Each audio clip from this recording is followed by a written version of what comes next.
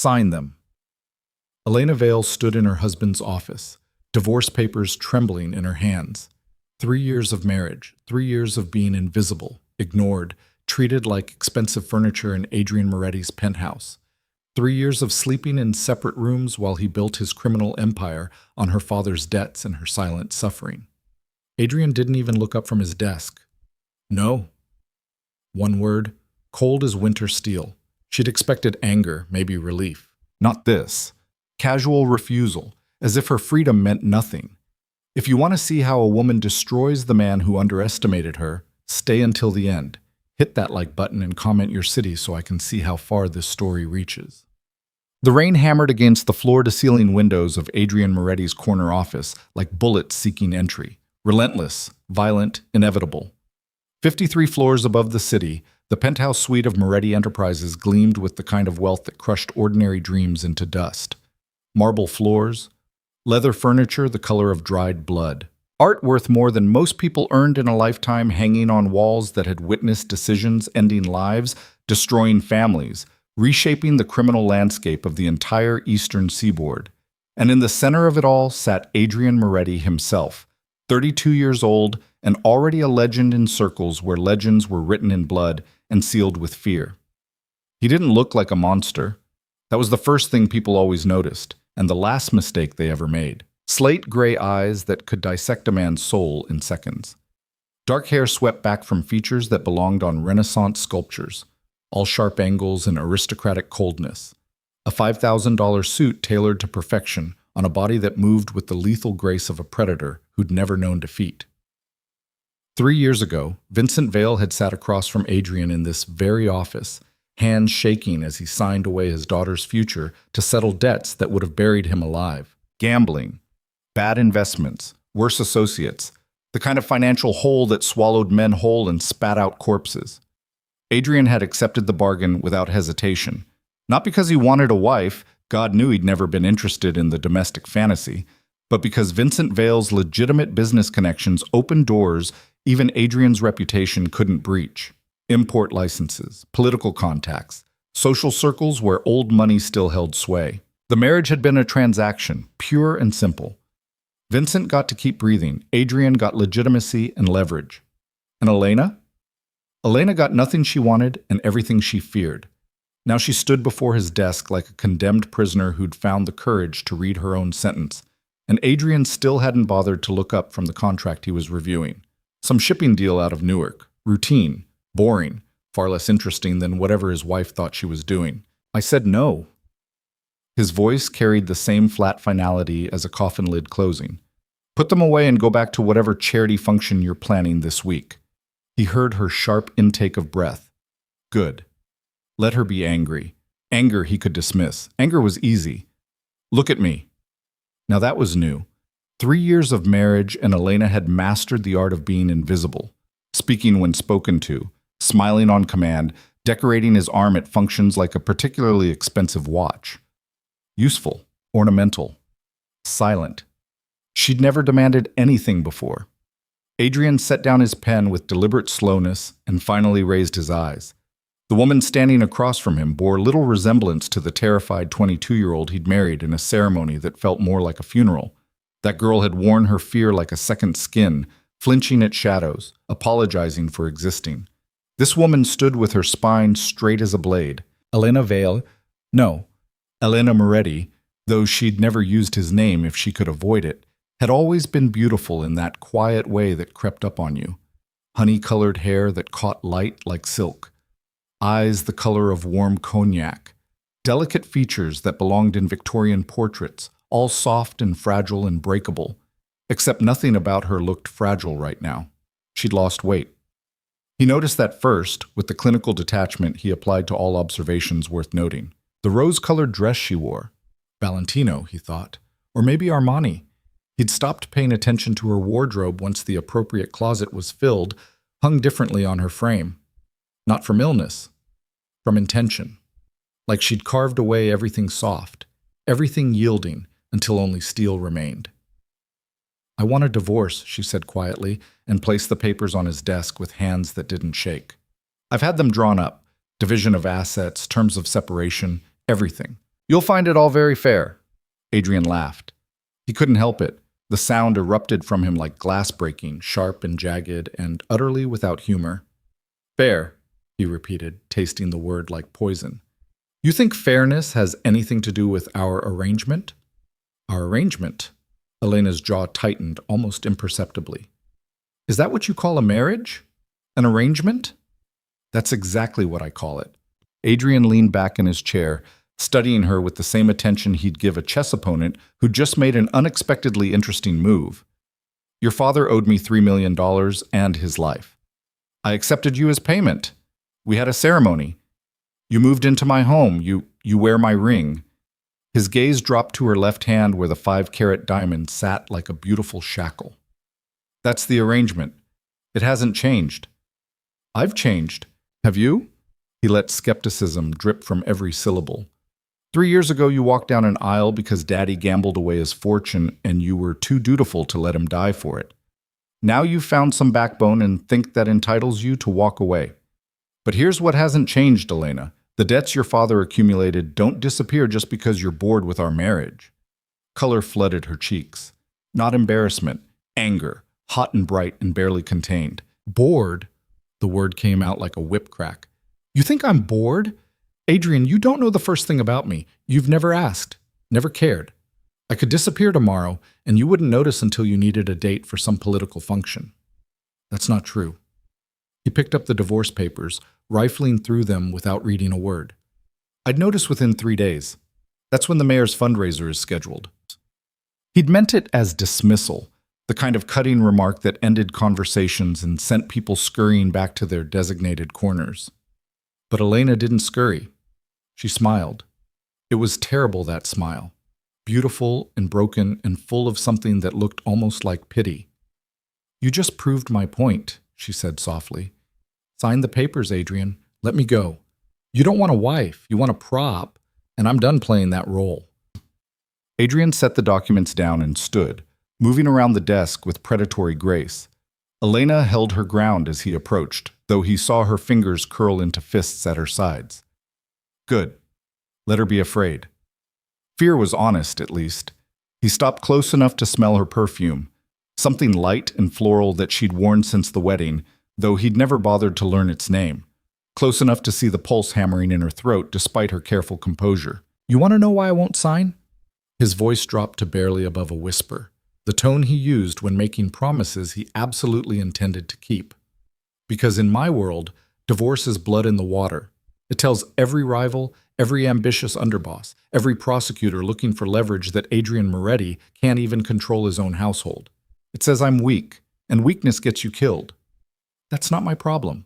But her voice wavered just slightly on the last word.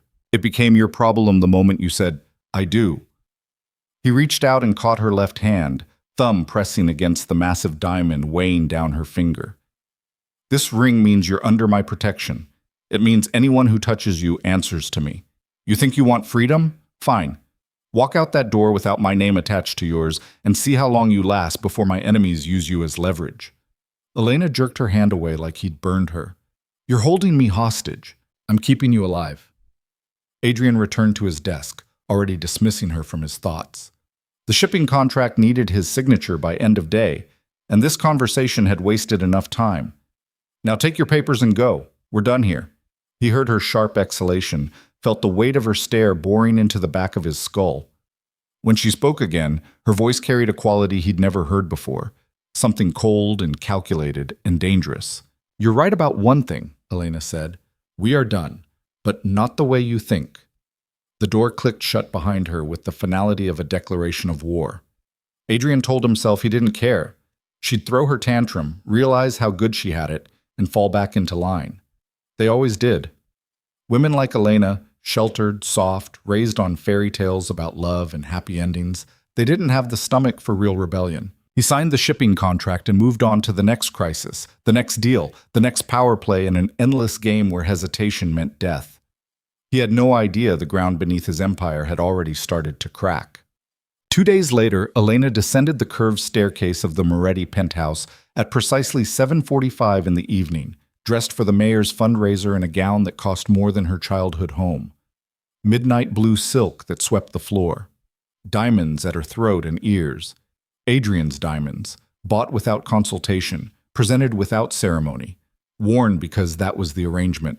She looked like everything a crime lord's wife should be: elegant, expensive, empty. Adrian waited in the foyer, adjusting his cufflinks with the same meticulous attention he applied to everything. Charcoal suit, black tie, the kind of masculine perfection that turned heads and stopped conversations. He glanced up as she reached the bottom step, gave her a single assessing look that cataloged her appearance in 2 seconds flat, and nodded once. "You'll do." 2 words. That's what 3 hours of preparation earned her. "You'll do." Elena smiled blandly and took the arm he offered.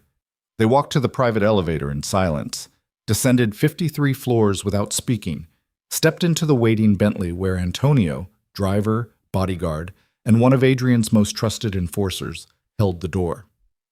The drive to the mayor's residence took 23 minutes. Elena knew because she counted everyone, watching city lights blur past the tinted windows while Adrian scrolled through messages on his phone. Important things, business things, things that mattered. Not her. Never her. They'd been married 3 years and she couldn't remember the last time he'd asked about her day. Her thoughts, her dreams that had shriveled and died in the cold marble perfection of their shared prison. The fundraiser unfolded exactly like every other political function she'd attended on Adrian's arm. Same fake smiles. Same carefully choreographed conversations where everyone said nothing that mattered and meant none of what they said. Adrian played his role flawlessly. The successful businessman with mysterious European connections, the generous donor who expected certain considerations in return. And Elena played hers.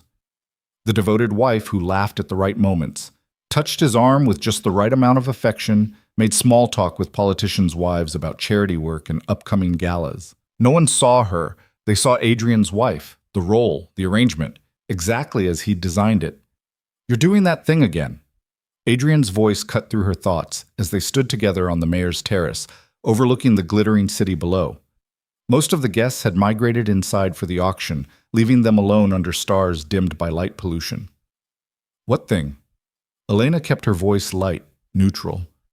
"That thing where you look like you're 1,000 miles away." He sipped his scotch, not looking at her. "It's distracting. People notice." "Do you notice?" The question slipped out before she could stop it.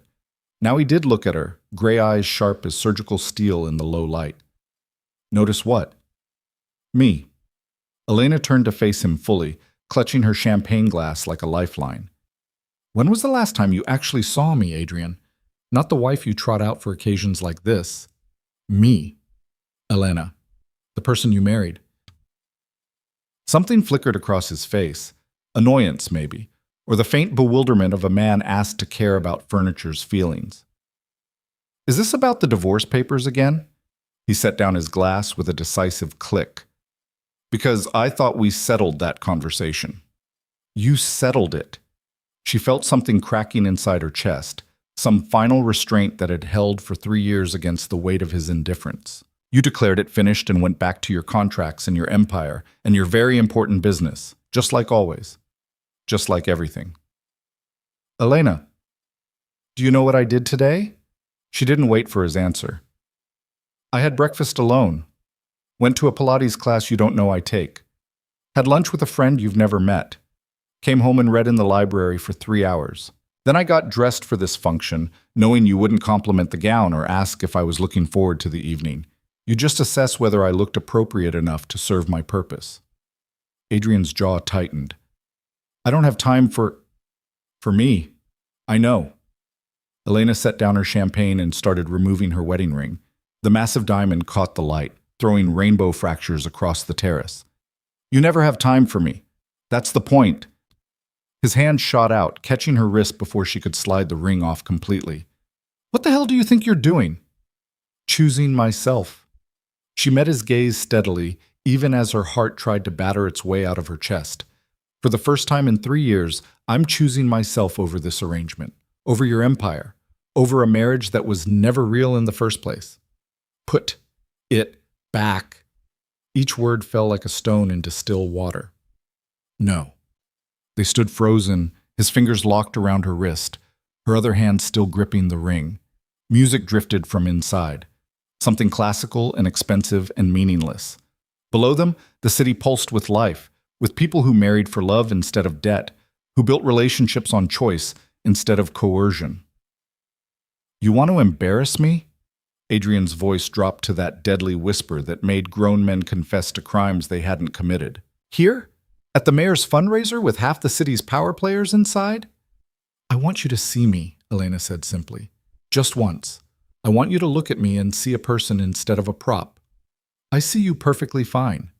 But his eyes slid away from hers, returning to the city's skyline like it held answers to questions he refused to ask. Elena felt the last thread of hope snap clean through.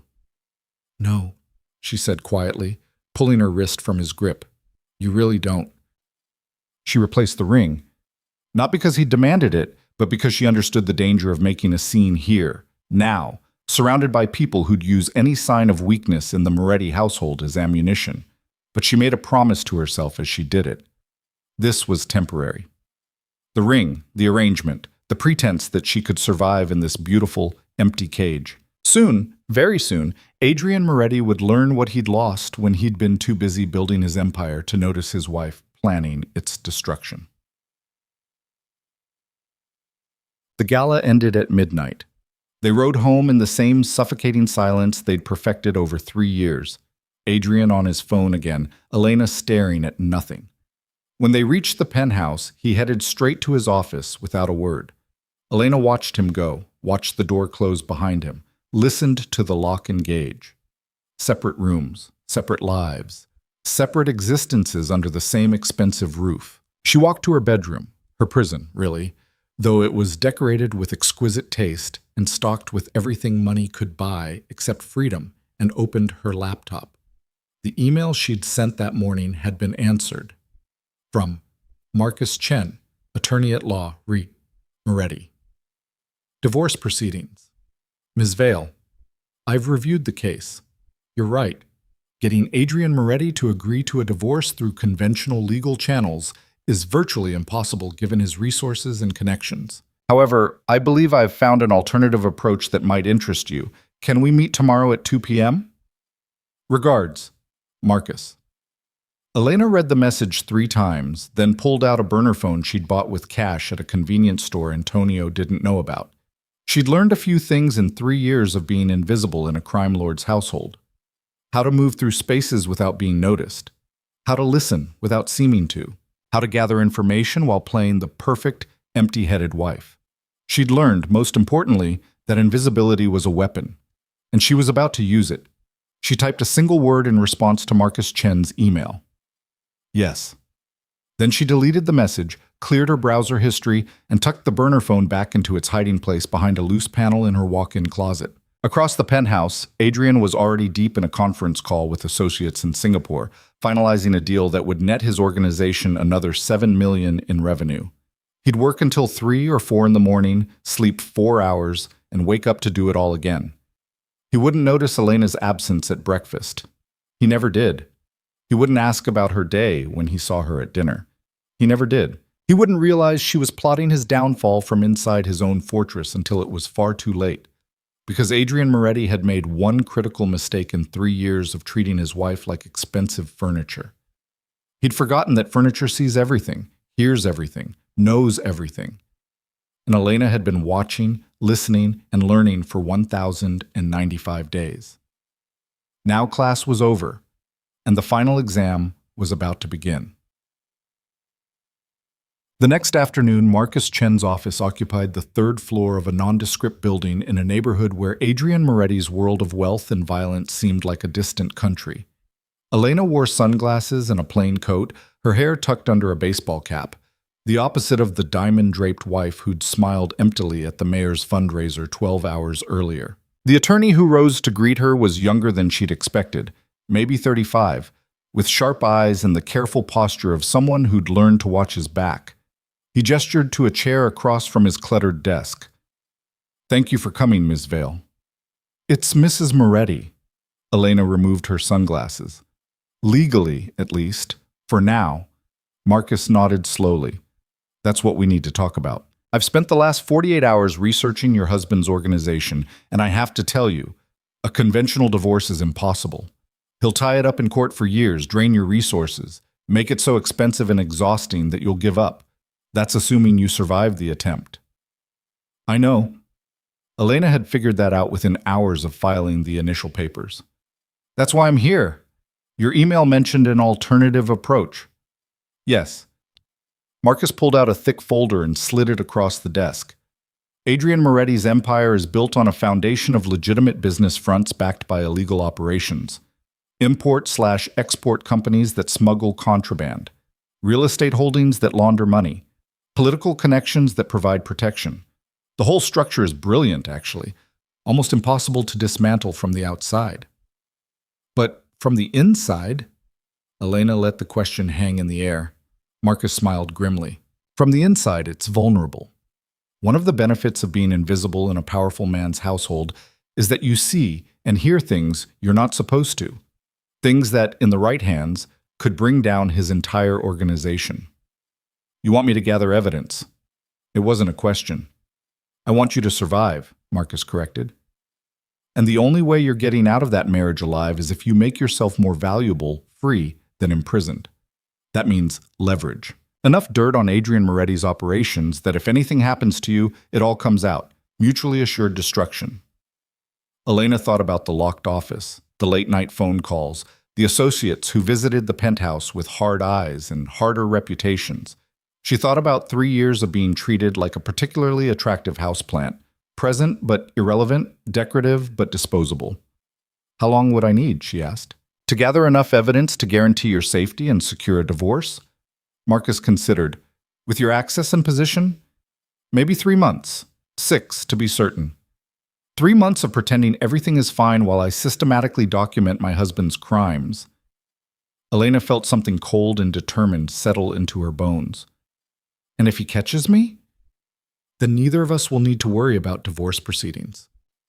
They stared at each other across the desk, attorney and client, co-conspirators in a plan that would either free her or kill her.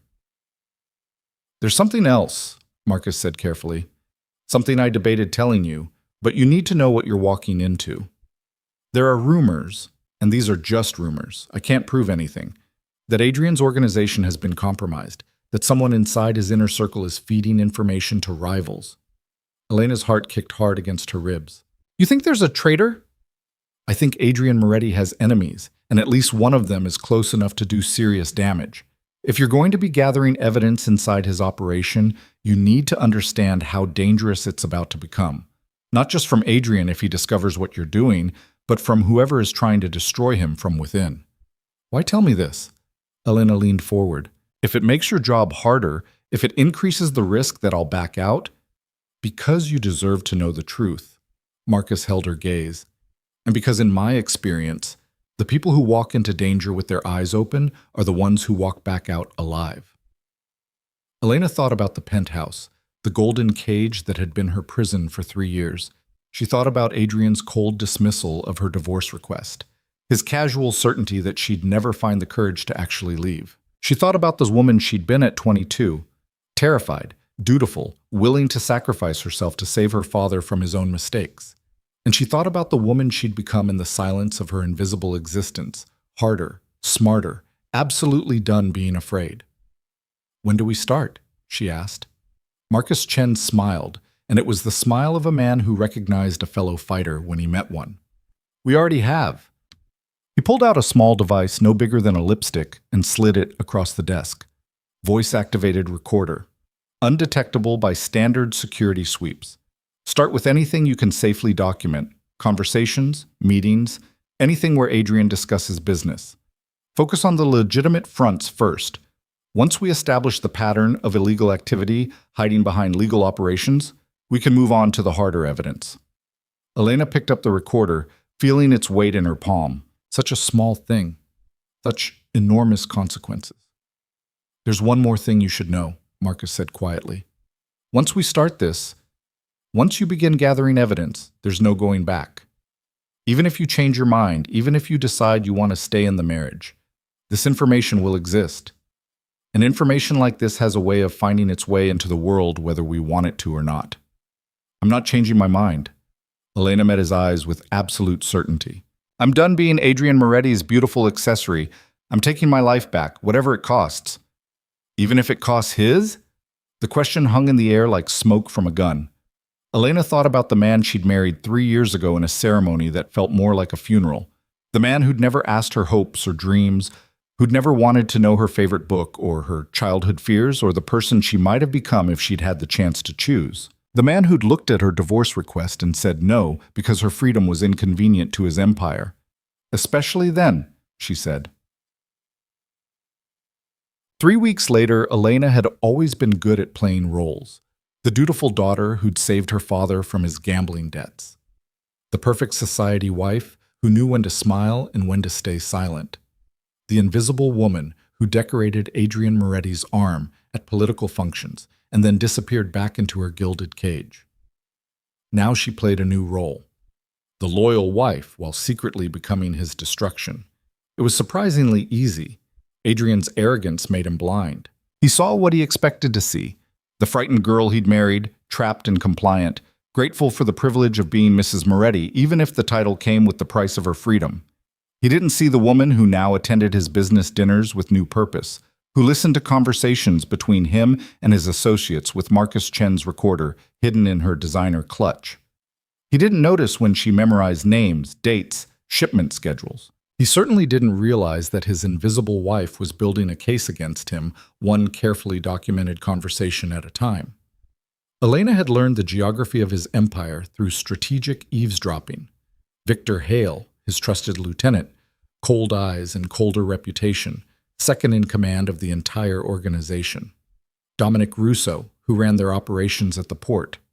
James Chen, no relation to Marcus, who handled their real estate holdings and money laundering. Antonio, the driver who was really a bodyguard, who was really an enforcer.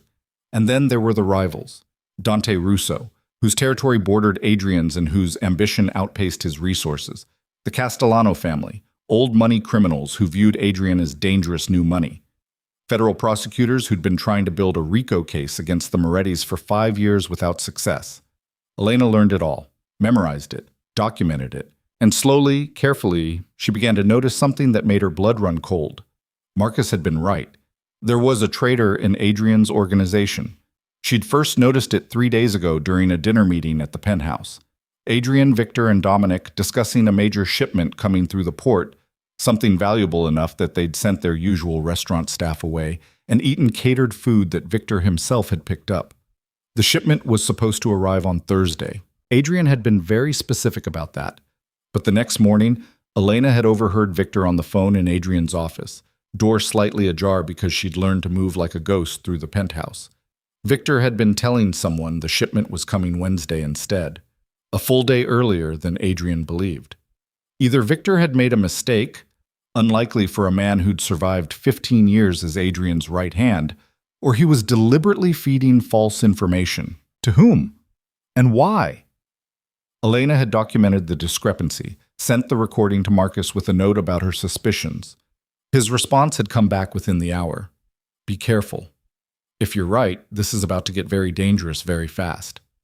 Now, standing in Adrian's office while he worked at his desk, present but invisible, exactly as he preferred, she watched Victor Hale enter with the easy confidence of a man who'd been granted unlimited access to the Empire's secrets. We need to talk about the Castellano situation, Victor said without preamble. Adrian looked up from his computer, frowning. I thought we'd settled that. They stay on their side of the city, we stay on ours. Peaceful coexistence. That was before they made a move on the downtown properties. Victor dropped a folder on the desk. I have it on good authority. They're trying to buy the Henderson building out from under us. Same building we use for...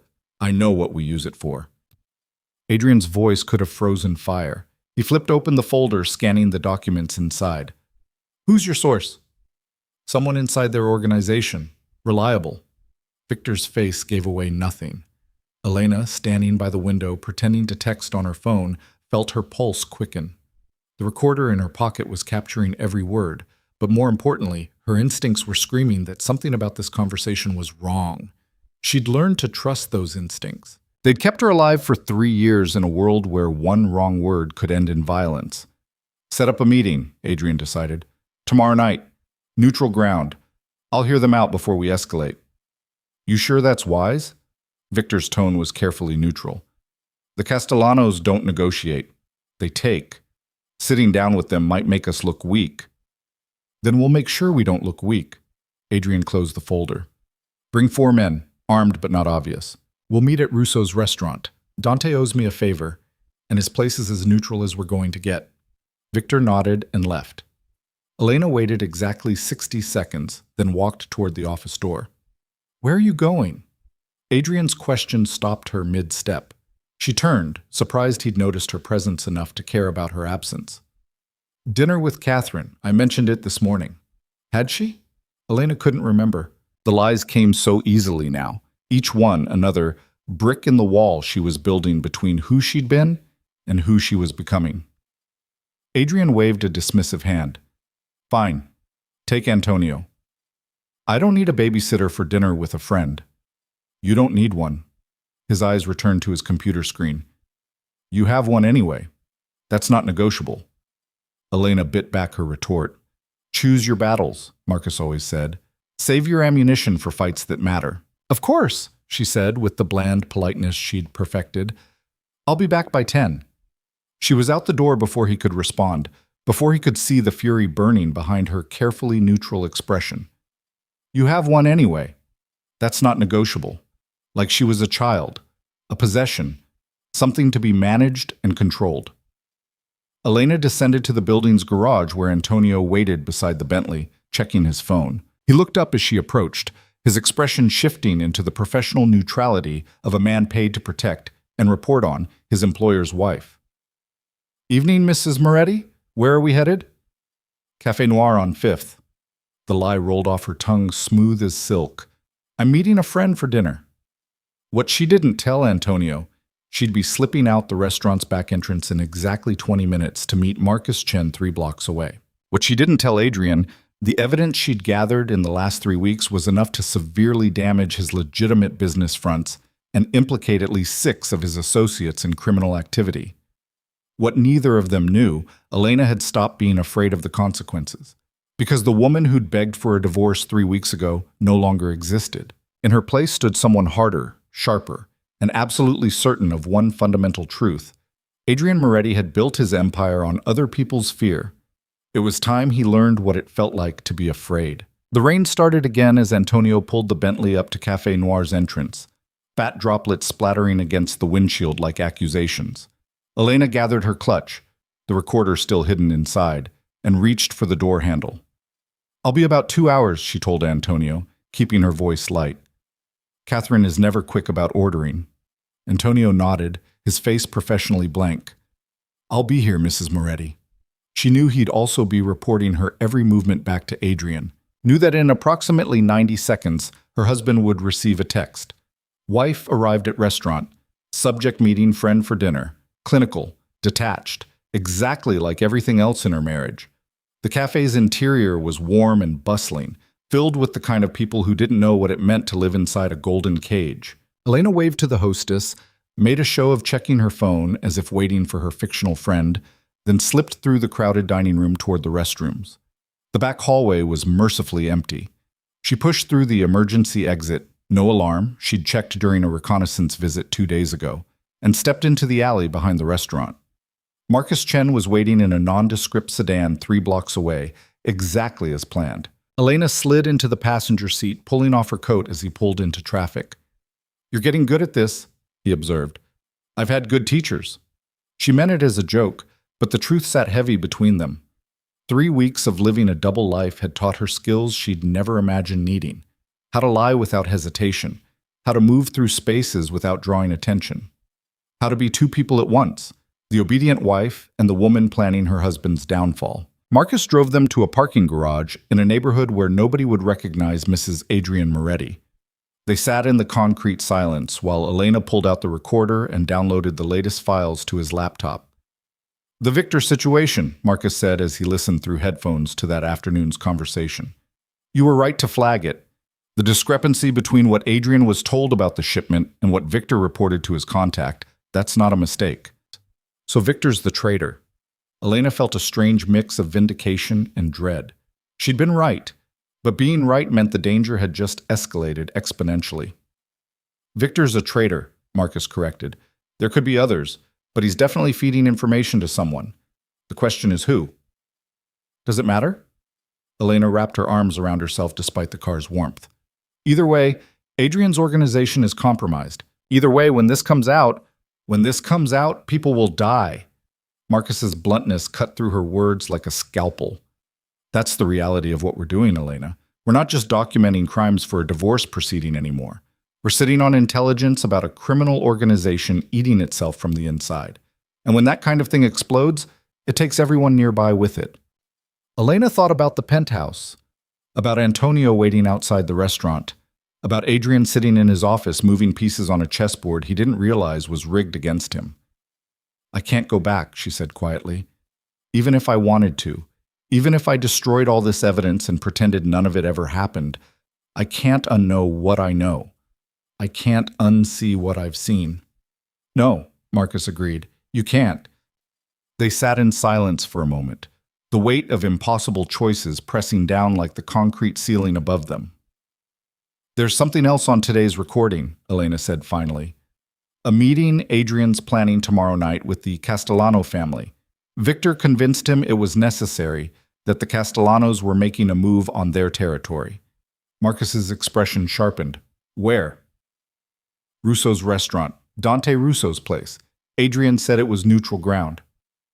Dante Russo. Marcus pulled up something on his laptop, scanning quickly. Connected to the Russo crime family out of Newark.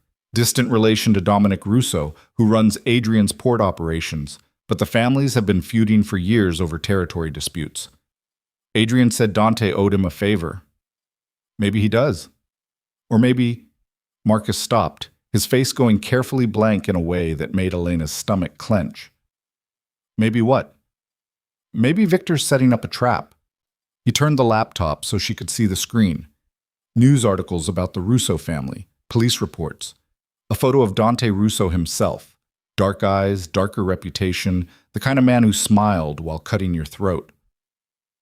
If the Castellanos aren't actually making a move, Marcus continued, if Victor fabricated that intelligence to force this meeting, then he's not just feeding information to Adrian's rivals, he's actively orchestrating his downfall. Elena felt the blood drain from her face. Tomorrow night, Adrian's walking into an ambush and he has no idea. We don't know that for certain. Yes, we do. She grabbed Marcus's arm, her grip tight enough to hurt. Think about it. Victor suggests the meeting. Victor chooses the location. Victor will control who's there and what Adrian knows going in. This is an execution masquerading as a negotiation. Marcus pulled his arm free gently. Elena, listen to me very carefully. If you're right, and I think you probably are, then warning Adrian means revealing how you know. It means exposing everything we've been doing. All the evidence we've gathered becomes useless because he'll know you've been working against him. And if I don't warn him, he dies tomorrow night. Her voice cracked on the last word. I don't love him. I don't even like him most days. But I don't want him dead, Marcus. I just wanted my freedom. Then you need to decide what that freedom is worth. Marcus's expression was sympathetic but unyielding. Because you can't have both. You can't save Adrian and escape him. Those are mutually exclusive outcomes. Elena stared at the laptop screen, at Dante Russo's predatory smile, at the news articles detailing violence and bloodshed in the endless war between criminal organizations that treated human lives like currency. She thought about Adrian's dismissive wave when she'd asked for a divorce. That's not negotiable. She thought about 3 years of being invisible, irrelevant, treated like expensive furniture. She thought about the freedom she'd been fighting for, the evidence she'd risked everything to gather. And she thought about the man who'd never loved her but had, in his own cold way, kept her safe, protected, alive in a world that would have chewed her up and spit out bones. I need to think, she said finally. You have until tomorrow night. Marcus started the car. After that, the choice makes itself. He drove her back to Café Noir in silence. Elena slipped through the back entrance, returned to the dining room, and fabricated an excuse to the hostess about her friend canceling. Antonio was waiting at the curb, professional and impassive as always. The drive back to the penthouse took 20 minutes. Elena spent every second trying to solve an equation with no good answer, warn Adrian and lose everything she'd worked for, stay silent and become complicit in murder. Neither option felt like freedom. Both felt like different versions of the same cage. Adrian was still in his office when she arrived home. The door closed, voices murmuring inside. Elena walked past without stopping, climbed the stairs to her bedroom, and stood at the window overlooking the city. 53 floors below, people lived normal lives. They fell in love for real reasons. They got married because they wanted to, not because their fathers had gambling debts. They got divorced when things didn't work out, signed papers, divided assets, moved on. None of them had to choose between justice and complicity, freedom and blood. Elena pressed her forehead against the cold glass and made her decision. The next morning, she found Adrian in the dining room having breakfast while reading the financial section. He glanced up as she entered, a flicker of surprise crossing his features. She usually avoided him during meals, preferring the isolation of her room to the suffocating silence of shared space. "Good morning," she said, pouring herself coffee from the silver service. "Morning." His attention returned to the newspaper. Elena sat across from him, hands wrapped around her cup for warmth that had nothing to do with temperature. "I heard you have a meeting tonight." That got his attention. Adrian lowered the paper slowly, gray eyes assessing. "You were eavesdropping on my business conversations?" "The walls are thin and your voice carries." She kept her tone neutral, giving away nothing. "I wasn't eavesdropping, I was just there. Like always." Something flickered across his face. Acknowledgement, maybe, or the ghost of guilt. It vanished before she could name it. "It's a routine meeting," he said carefully. "Nothing you need to concern yourself with." "With the Castellano family, at Dante Russo's restaurant." Elena watched him over the rim of her cup. "That doesn't sound routine. How much did you hear?" "Enough to know you're meeting with rivals on supposedly neutral ground that's actually controlled by someone with questionable loyalties." She set down her coffee. "Enough to know that Victor set this up. Enough to wonder if you've considered that this might not be what it appears." Adrian's expression went completely still, the kind of motionless intensity that preceded violence. "What exactly are you suggesting?" This was it. The moment where she either committed to saving him or let events unfold according to their bloody trajectory. Elena had spent all night weighing the options, calculating the costs, trying to find an angle that didn't end with someone dead. She'd found one. It was insane and dangerous, and relied entirely on Adrian being smart enough to see what she was offering. But it was the only play that gave her any chance at freedom without blood on her hands. "I'm suggesting that in 3 years of being invisible in your household, I've learned to see things other people miss," Elena said carefully. "I'm suggesting that being ignored has advantages. People say things around me they wouldn't say otherwise. They forget I'm there. They assume I don't understand what I'm hearing." "And what have you heard that makes you question Victor's loyalty?" She couldn't tell him everything. That would expose Marcus, expose the evidence, expose her entire plan. But she could tell him enough to plant the seed of doubt. "Last week, during the dinner meeting about the port shipment, Victor told you it was arriving Thursday. But later, I overheard him on the phone in your office telling someone it was actually Wednesday. Either he made a mistake, which seems unlikely for someone who's survived as your second in command for 15 years, or he was deliberately feeding false information to see who acted on it." Adrian finished her sentence, his expression hardening. "And you're just mentioning this now? You made it very clear you don't want me involved in your business." Elena kept her voice level despite the accusation in his tone. "You've spent 3 years ensuring I stay in my lane. Why would I think you'd suddenly care about observations from your invisible wife?" The words hit their target. She saw it in the way his jaw tightened, the fractional narrowing of his eyes. "The meeting tonight," Adrian said slowly. "You think it's a setup?"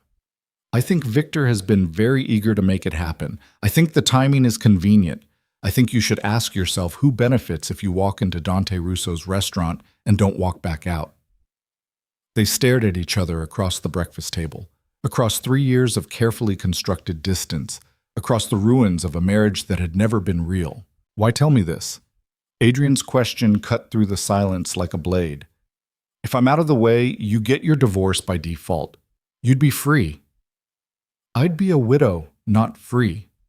Elena met his gaze steadily. There's a difference. And despite everything, despite the fact that you've treated me like expensive furniture for 3 years, I don't actually want you dead, Adrian. I just want out of this cage. Something shifted in his expression. Not softening. Adrian Moretti didn't soften, but a recalibration, like he was seeing her clearly for the first time and not quite recognizing what he found. If you're right about Victor, he said finally, if my own lieutenant is working against me, then my entire organization is compromised. Everyone becomes suspect. Everything I've built could collapse. Yes. And you're offering me this information because I'm making you a deal. Elena leaned forward, her heart hammering but her voice steady. I'll help you identify every traitor in your organization. I'll use my invisibility, the same invisibility you've insisted on for 3 years, to see and hear things they don't expect anyone to notice. I'll be your eyes and ears in places where a crime lord can't go but a neglected wife barely registers. Adrian's expression remained carefully neutral. In exchange for my divorce, my freedom, and your agreement that when this is over we part ways cleanly. No retaliation. No using my family as leverage. No punishment for wanting out of an arrangement we both know was never a marriage. You want me to sign away my wife in exchange for intelligence about a possible betrayal that could destroy everything I've built? He said it flatly, emotionlessly. That's your offer. That's my offer. The silence stretched between them, taut as a wire, ready to snap. Elena forced herself to hold his gaze, to show no weakness, no uncertainty. This had to work. It was the only way forward that didn't end in either Adrian's death or her permanent imprisonment. Finally, Adrian pushed back from the table and stood. I need to think about this. You have until tonight. Elena's words echoed Marcus's from the night before. After that, the choice makes itself. Adrian walked to the window, hands in his pockets, staring out at the city he'd spent 15 years claiming as his own. When he spoke again, his voice was quieter, almost contemplative. 3 years, he said. We've lived in the same space for 3 years and I couldn't tell you your favorite color, what you like to read, what you dream about when you're alone in that bedroom at the end of the hall. Whose fault is that? The question came out sharper than she'd intended. Mine. The admission hung in the air like smoke. I treated you like a piece of property, an asset to be displayed and protected, but never actually engaged with as a person. You're right about that. Elena said nothing, too shocked by the acknowledgement to form words. Adrian turned from the window, and for just a moment, the mask he wore, the cold crime lord, the ruthless strategist, cracked enough to show something almost human underneath. If I agree to your deal, he said quietly, if we do this together, you help me root out the traitors, I give you the divorce, I need to know you're serious. That this isn't some elaborate plan to gather evidence against me for the prosecutors. It's not. The lie came easily because it was also partly true. She didn't want to see him arrested. She just wanted to be free. Then prove it. Adrian crossed back to the table, standing close enough that she had to tilt her head back to meet his eyes. Come to the meeting tonight. Elena's blood turned to ice. What? If Victor's setting a trap, your presence changes the equation. He won't expect it. Nobody will. And if things go wrong, if you're right, and this is an ambush, then I need someone there I can trust to see what really happens. You don't trust me, Elena said flatly. No, but I trust your survival instinct. A ghost of a smile crossed his face. If you're in that room when the bullets start flying, you're motivated to make sure I walk out alive. Your freedom depends on it. It was manipulation, pure and calculated. Force her to have skin in the game, to be personally invested in his survival beyond theoretical deals and promised divorces. It was also brilliant, and Elena hated that she understood exactly why it would work. And if I refuse? Then I go to the meeting without your warning, take my chances with whatever Victor has planned, and we never speak of this conversation again. Adrian's voice dropped to that deadly whisper. But understand, if I survive whatever's waiting for me tonight, I'll know you could have prevented it and chose not to, and that will tell me everything I need to know about whether we can ever work together. The threat was implicit but clear. Help him or become his enemy. There was no neutral ground, no safety in silence. Elena thought about Marcus Chen, about the evidence they'd gathered, about the freedom she'd been fighting for. None of it mattered if she was dead, and walking into a potential ambush with Adrian Moretti definitely qualified as potentially fatal. But staying home while he walked into a trap meant either his death, which made her complicit in murder, or his survival in permanent suspicion, which made her a prisoner forever. "What time?" she heard herself ask. 8 o'clock. Dress appropriately. He was already moving toward the door, the moment of vulnerability, if that's what it had been, sealed away behind walls of cold pragmatism. And Elena? If this is a trap and you're part of it, dying won't be your biggest problem. Dying will be your escape from what comes after. He left without waiting for a response. Elena sat alone in the dining room, coffee growing cold in her cup, and wondered if she'd just negotiated her freedom or signed her own death warrant. She pulled out the burner phone and sent Marcus a single message. "Change of plans. I'm going to the meeting. If I don't contact you by midnight, assume the worst." His response came within seconds. "This is insane." Elena almost laughed. "I know." She spent the rest of the day preparing for the possibility that tonight would be her last. She wrote letters, one to her father, forgiving him for the debts that had sold her into this marriage, one to Catherine, her only real friend, apologizing for all the lies. She tucked them in places where they'd be found if she didn't come home. Then she went to her closet and selected a dress for dinner with crime lords and potential assassins, something dark, something that wouldn't show blood. Russo's restaurant occupied a building in the warehouse district that had probably been beautiful once, before the neighborhood had rotted around it. Now it stood like a monument to faded glory, exposed brick, dim lighting, the kind of place where deals were made and bodies were disposed of. Elena sat beside Adrian in the back of the Bentley, her hands folded in her lap to hide their trembling. He'd barely spoken during the drive, his attention focused on his phone, on messages flying back and forth with associates whose names she'd learned to recognize over 3 weeks of careful documentation. Victor sat in the front passenger seat, his posture relaxed, but his eyes constantly moving, cataloging threats, calculating angles. If he was surprised by Elena's presence, he hid it perfectly behind professional neutrality. "4 men inside, armed but not obviously," Victor said as Antonio pulled up to the restaurant's entrance. "Dante's expecting us. I've confirmed the Castellanos will be there. Should be just the old man and his son." "Good." Adrian's voice was calm, giving away nothing. "Stay close, but not too close. I want room to negotiate, but backup within reach." "And Mrs. Moretti?" Victor's gaze flicked to Elena in the rearview mirror. "Stays with me." Adrian opened his door without waiting for Antonio. "Let's get this over with." The restaurant's interior was exactly what Elena expected. Dark wood, darker corners, and the smell of expensive wine covering cheaper sins.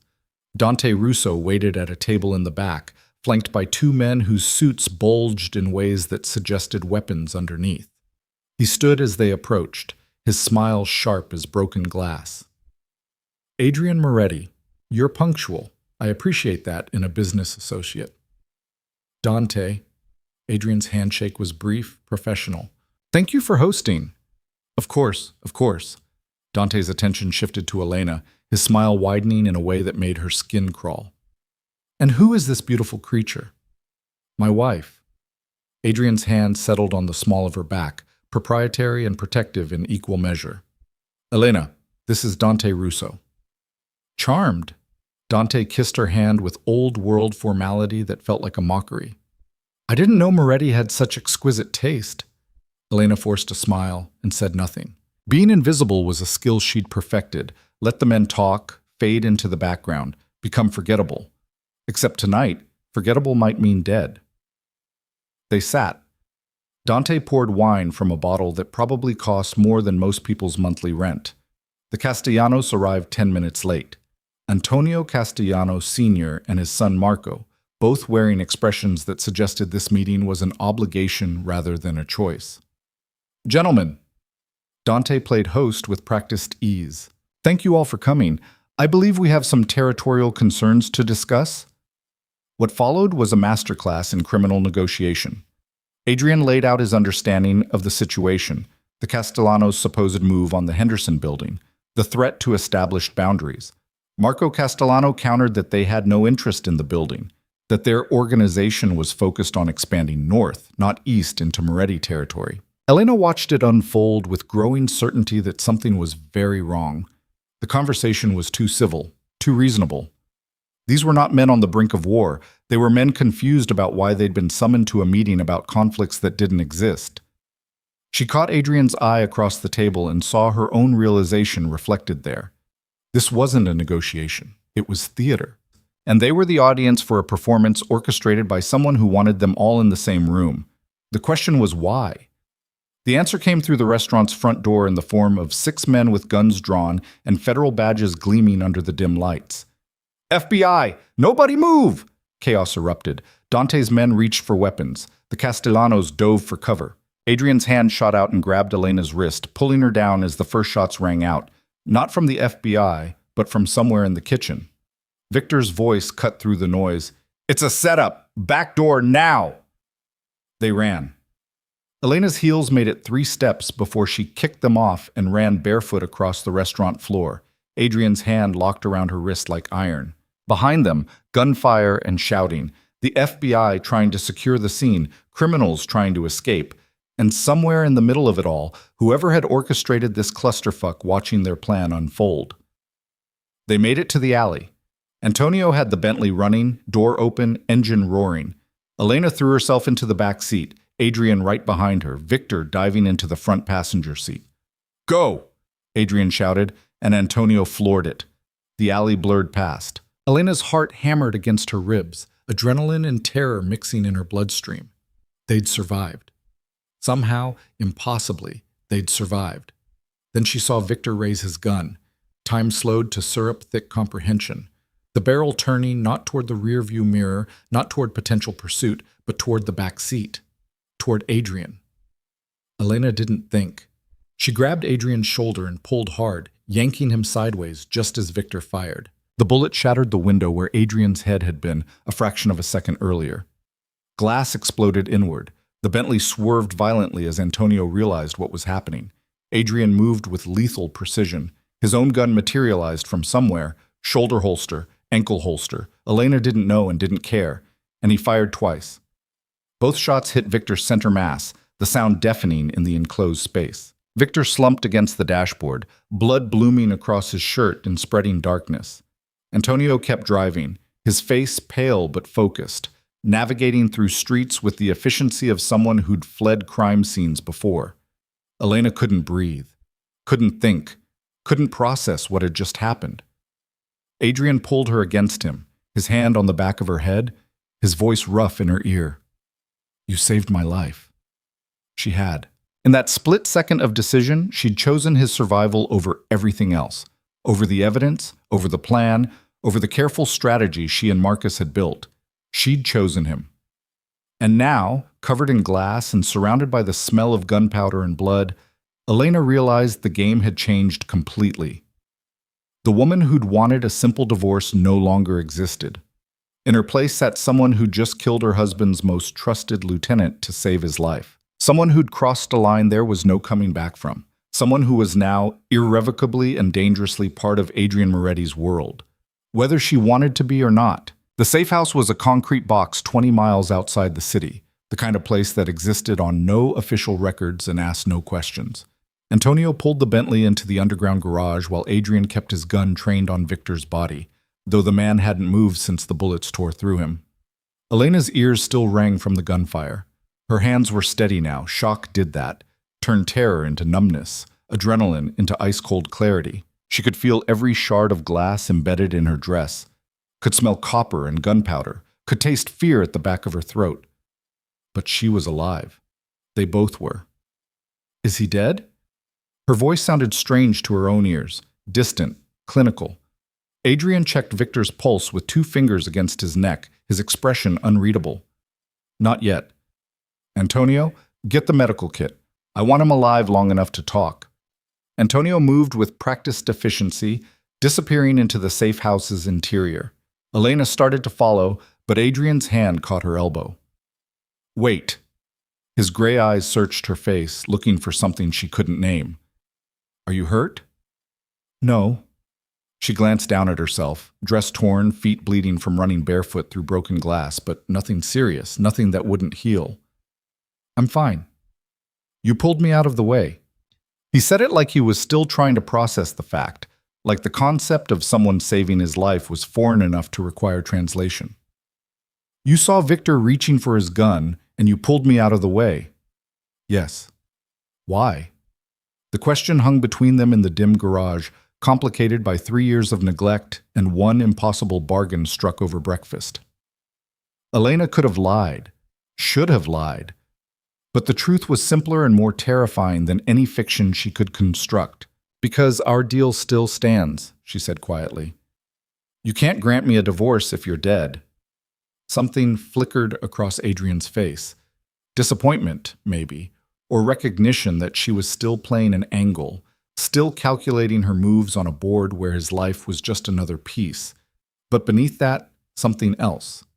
Something that looked almost like respect. Pragmatic, he murmured. I can work with pragmatic. Antonio returned with the medical kit, and together they hauled Victor's bleeding body into the safe house's basement. The room was exactly what Elena expected. Bare concrete, a metal table, restraints built into the walls.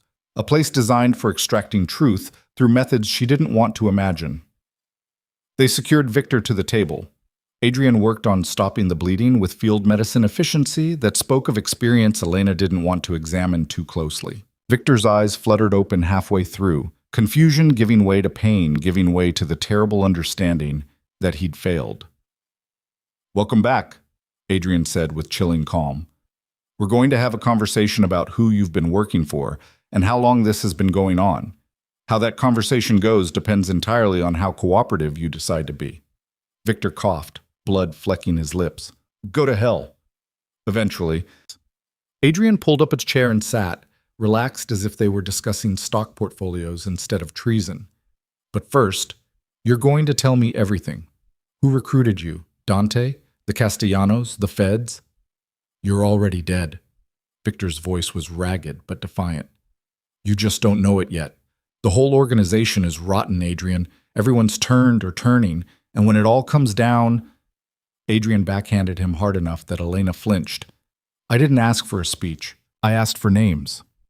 What followed was brutal and efficient. Adrian applied pressure, sometimes literal, sometimes psychological, and Victor's resistance crumbled piece by piece. The basement filled with names, dates, coordinates of shipments that had been compromised, meetings that had been bugged, associates who'd been feeding information to rival organizations. Elena stood against the wall and listened to the dismantling of an empire. She should have felt triumphant. This was evidence, real, and documented by Victor's own admissions. This was everything she and Marcus had been working toward. But watching Adrian's face as he learned the full scope of the betrayal, seeing the cold fury give way to something that looked almost like grief, she felt only a hollow ache. Dante Russo, Victor finally gasped out. He's been coordinating it all. Payments, information exchange, the FBI raid tonight. He wanted you and the Castellanos in the same room so the feds could grab everyone at once. Weaken all the territories, create a power vacuum he could fill. And you helped him because? Because you're a monster, Adrian. Victor's laugh turned into a cough. You think being cold and ruthless makes you untouchable? It makes you alone. Nobody's loyal to a man who treats them like chess pieces. We're all just waiting for the right moment to jump ship. Adrian stood abruptly, his chair scraping against concrete. He walked to where Elena stood, his movements controlled but his eyes blazing with barely contained rage. Get out, he said quietly. What? Go upstairs. Antonio will take you back to the penthouse. Pack whatever you need. We're going somewhere safe until I can figure out how deep this goes. I'm not leaving. The words surprised her as much as they clearly surprised him. But she meant them. You brought me into this. You wanted me at that meeting, wanted me to see what happened. I saw. And now I'm seeing this through. Elena, No. She stepped closer, close enough to see the gold flecks in his gray eyes, close enough to smell gunpowder still clinging to his clothes. You were right this morning. If we're doing this, if we're rooting out every traitor in your organization, then we do it together. That was the deal.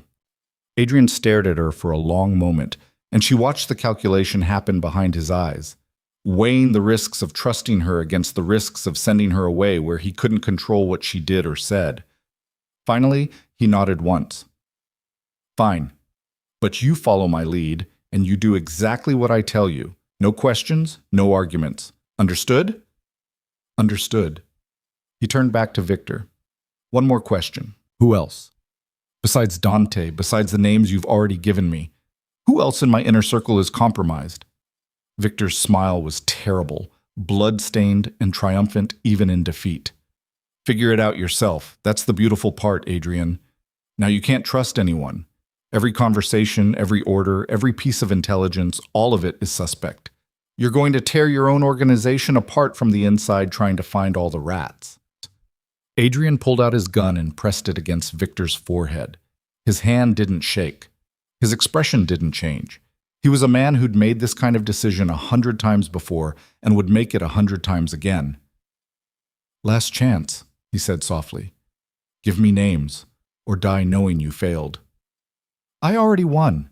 Victor's eyes slid to Elena, and his smile widened. Ask your wife. Ask her what she's really been doing for the last 3 weeks. Ask her who she's been meeting with. Ask her about the attorney and the evidence, and Adrian fired. The sound was deafening in the enclosed space. Elena's scream caught in her throat. Victor's body jerked once and went still, blood pooling beneath the table in spreading darkness. The silence that followed pressed down like a physical weight. Adrian lowered the gun slowly, his face completely blank. When he turned to Elena, his expression was unreadable. Is it true? His voice was perfectly calm, perfectly controlled. The voice of a man on the edge of violence asking a question that would determine whether she joined Victor in death. Elena's mind raced. Victor had known.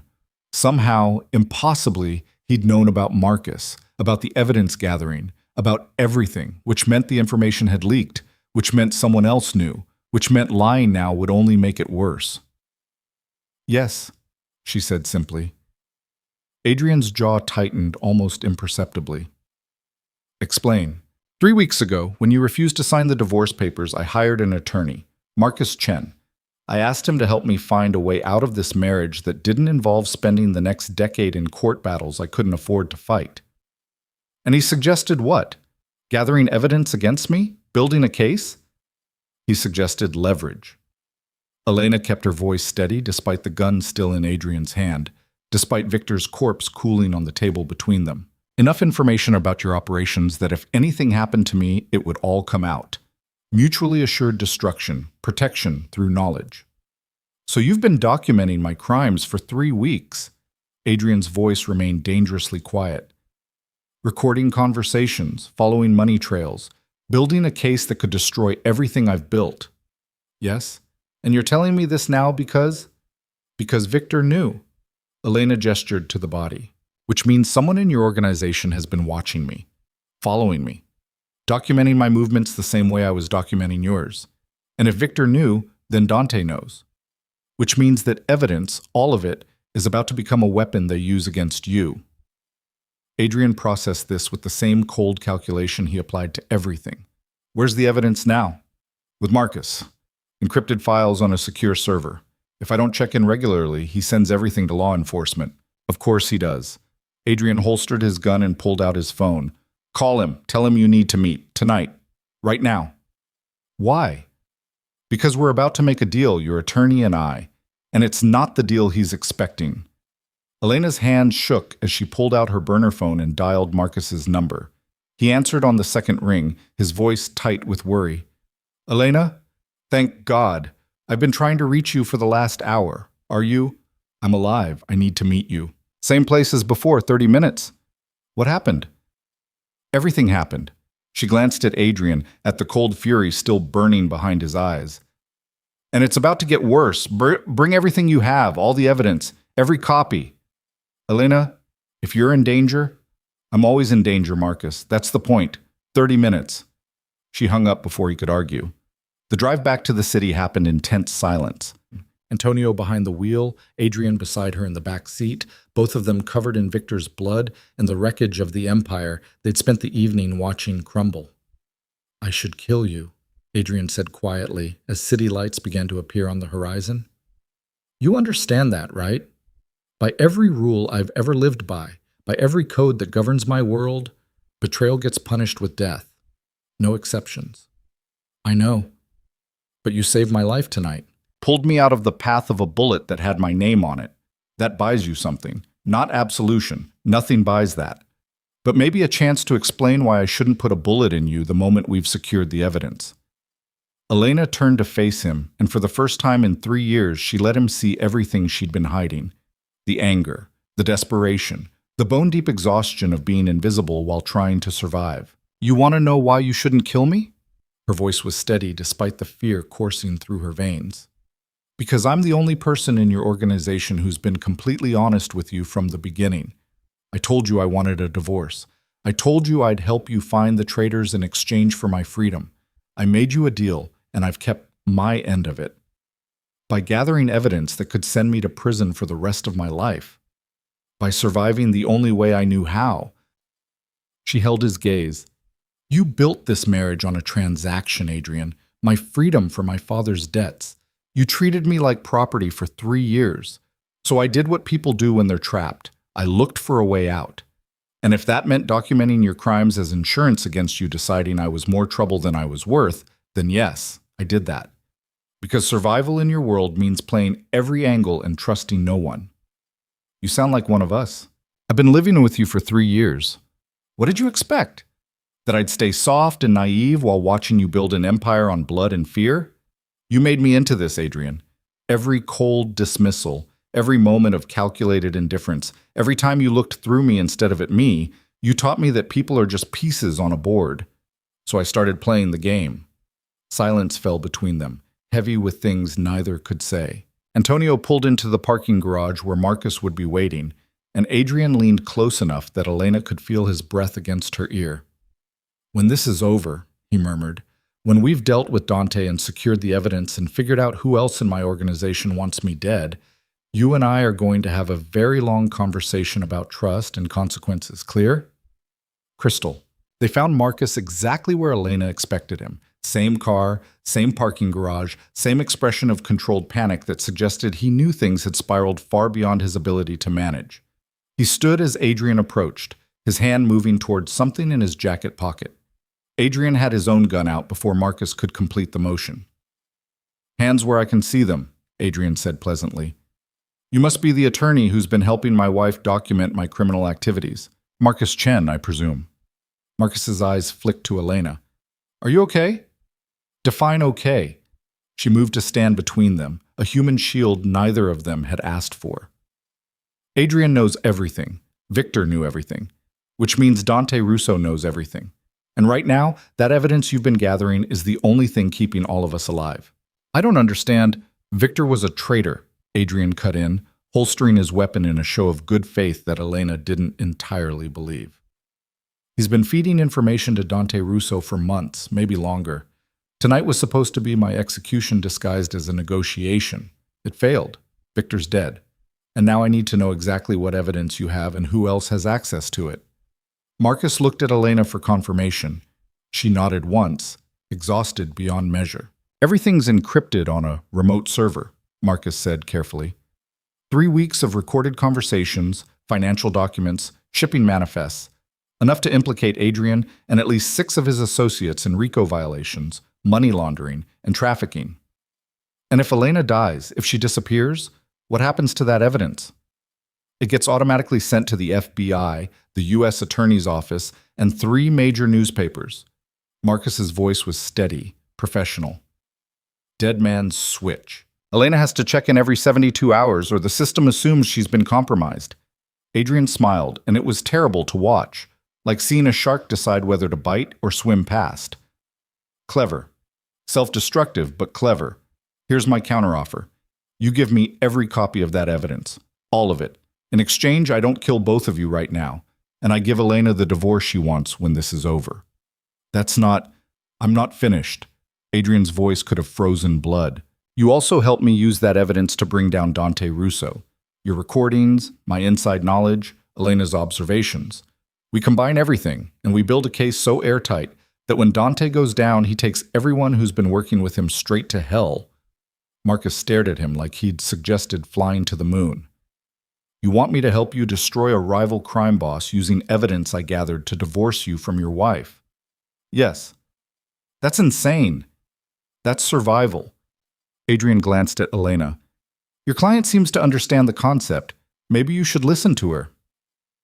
They stood in the concrete silence of the parking garage, three people bound together by impossible choices and evidence that could destroy them all. Elena felt the weight of the moment pressing down. This was the fulcrum point, the instant where everything tipped one direction or another. Do it, she said to Marcus. Elena, he's right. About all of it. If Dante knows what we've been gathering, then that evidence becomes a weapon he can use against Adrian, which means it becomes a weapon he can use against us. The only way we survive is if we strike first. And you trust him? Marcus's question was pointed. After 3 years of treating you like property, after refusing your divorce, after everything, you trust Adrian Moretti to keep his word? Elena looked at her husband, at the man who'd held a gun to her head in all but literal terms for 3 years, who'd just executed his most trusted lieutenant, who'd built an empire on fear and blood and ruthless calculation. No, she said honestly. But I trust that he wants to survive, and right now, that's enough. Adrian's expression shifted almost imperceptibly. Surprise, maybe, or appreciation for her brutal honesty. Smart woman. Marcus pulled out his laptop and began the process of downloading files while Adrian made phone calls, his voice low and urgent as he spoke to associates Elena recognized from 3 weeks of careful eavesdropping. Antonio stood guard at the garage entrance, watching for threats that could come from any direction. And Elena stood in the center of it all, caught between the woman she'd been and the woman she was becoming. The girl who'd married to save her father would never have survived tonight. But the woman who'd pulled a trigger, metaphorically, if not literally, to save a man she didn't love, had crossed into territory there was no retreating from. I need you to understand something, Adrian said, appearing beside her while Marcus worked. His voice was quiet enough that only she could hear. What happened tonight, Victor, the setup, all of it. That's the world you've been living in for 3 years. I kept you separate from it because I thought I was protecting you. Turns out I was just making you vulnerable. I was already vulnerable. Elena kept her eyes on Marcus's laptop screen. The moment you bought me from my father, I became collateral in a war I didn't understand. Being kept separate didn't protect me. It just meant I didn't see the danger coming. And now you do. Now I do. She turned to face him. So here's what I need you to understand. I don't want to be in your world, Adrian. I don't want to build empires on fear or negotiate with criminals or spend my life looking over my shoulder for the next betrayal. But I also don't want to be the naive girl who gets used as leverage because everyone assumes she's too fragile to matter. So if we're doing this, if we're taking down Dante and cleaning house and surviving whatever comes next, then you treat me like a partner. Not property, not a liability, an equal. You're asking me to trust you. I'm demanding that you respect me. The distinction mattered, and she saw the moment he understood it. Trust is earned, respect is owed. Especially from a man who owes me his life. Adrian studied her face in the dim light, and for the first time since she'd known him, his mask slipped enough to show something genuine underneath. Not softness. He'd never be soft. But recognition. Maybe even admiration. You're nothing like I thought you were, he said quietly. No, I'm exactly who I've always been. You just never bothered to look.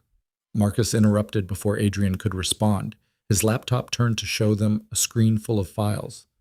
Everything's here. Recordings, documents, financial trails.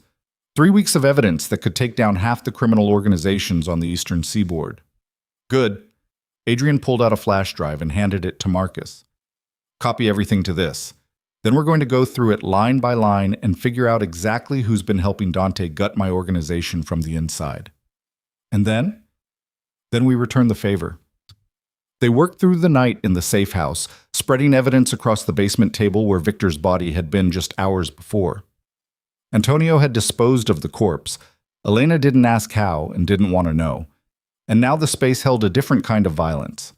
The methodical destruction of an empire through information and strategic planning. Adrian moved through the recordings with clinical precision, his face expressionless as he listened to his own conversations played back in his own voice.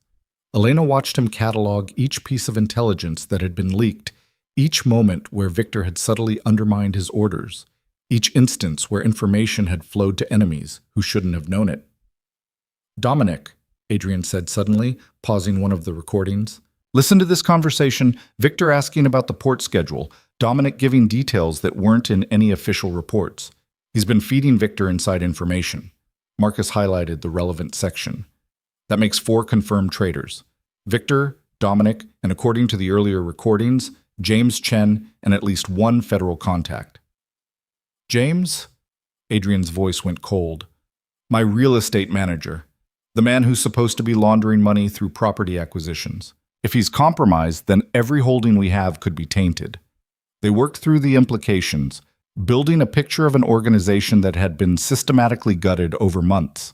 Elena provided context for conversations she'd witnessed, filling in gaps with her own observations.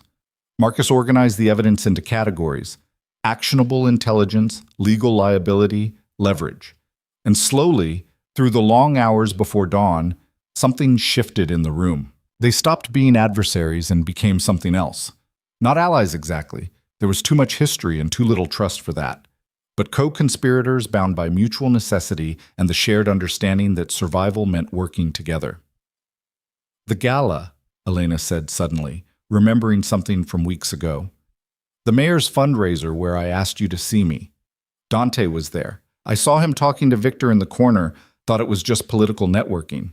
But if Victor was already turned by then Dante's been planning this for months." Adrian pulled up a calendar, marking dates. "The mayor's event was 3 weeks ago. That's when you filed divorce papers. That's when you started gathering evidence. And that's when Victor would have realized you were paying attention to things you weren't supposed to notice." "So he told Dante," Marcus continued the thought. "And Dante decided to accelerate his timeline. Get everyone, you, the Castellanos, anyone who could challenge him for territory, in one room and let the feds do his dirty work. Except it failed." Elena looked at the evidence spread across the table. "Because I warned Adrian. Because we walked into the trap together instead of Adrian going alone. Because Victor didn't count on his invisible wife being able to connect the dots." Adrian's hand landed on her shoulder, the touch startling in its gentleness. "You saved more than my life tonight. You saved the entire organization. If I'd walked into that meeting without suspecting Victor, without understanding the full scope of the betrayal, you'd be dead or arrested," Elena finished his sentence. "And Dante would be absorbing your territory by morning. Instead, we have evidence of his involvement. We have proof of federal corruption. We have everything we need to dismantle his operation and expose every traitor who helped him. We have more than that." Marcus pulled up a financial document highlighting a series of transactions.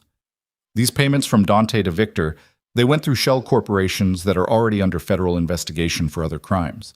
If we provide this evidence to the right prosecutor, someone who isn't on Dante's payroll, we don't just take down Dante, we take down his entire network."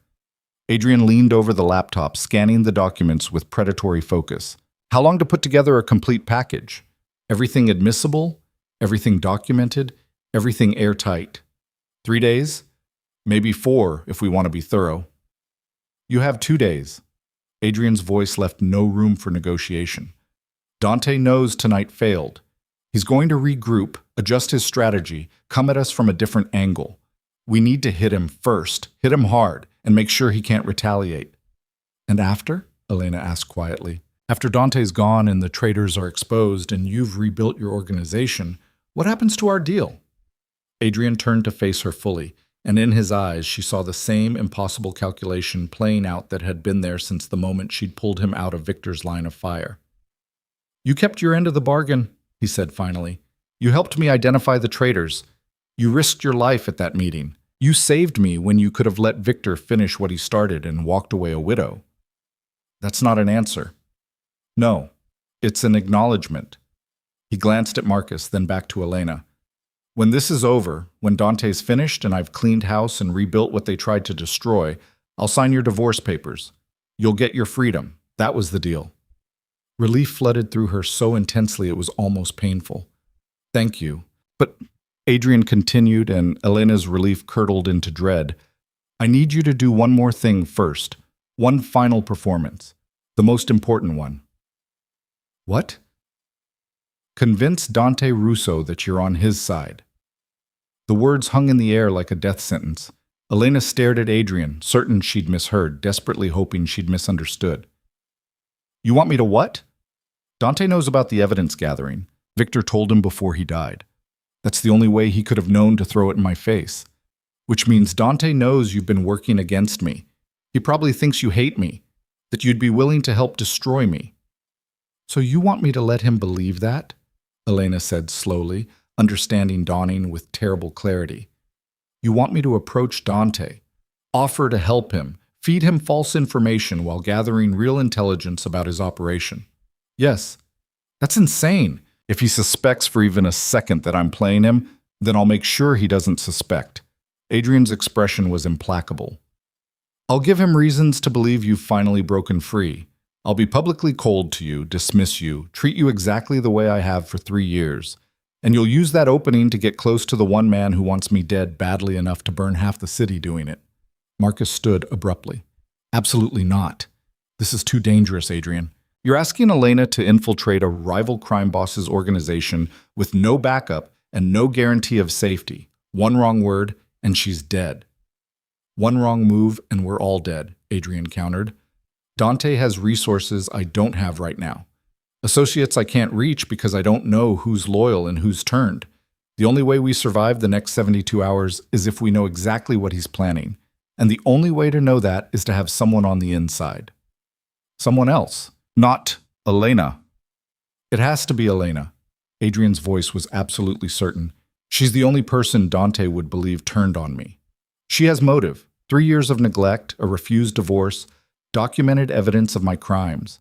From his perspective, she's the perfect disaffected wife looking for revenge. Anyone else would read as a plant. But Elena? She's credible. Elena listened to them argue over her fate like she wasn't standing right there, and felt the last remnants of the girl she'd been 3 years ago finally, completely, die. Stop, she said quietly. Both men fell silent. This is my choice. Not yours, Marcus. Not even yours, Adrian. Mine. So let me think. She walked to the window overlooking the safe house's empty yard, watching dawn paint the sky in shades of blood and gold. Behind her, she could feel both men watching, waiting, holding their breath for her decision. The smart play was to refuse. Walk away now. Take the evidence Marcus had gathered, disappear into protective custody, and let Adrian and Dante destroy each other. But that left her father vulnerable. Left her forever looking over her shoulder, forever wondering when Adrian's reach would catch up to her, forever defined by fear instead of choice. The brave play, the insane play, was to do what Adrian asked. Become a double agent in a war between crime lords, risk everything on the chance that she was smart enough and strong enough and lucky enough to survive. That play at least had an ending. Win or lose, live or die, it was definitive. Elena turned from the window and met Adrian's eyes across the room. I'll do it, she said.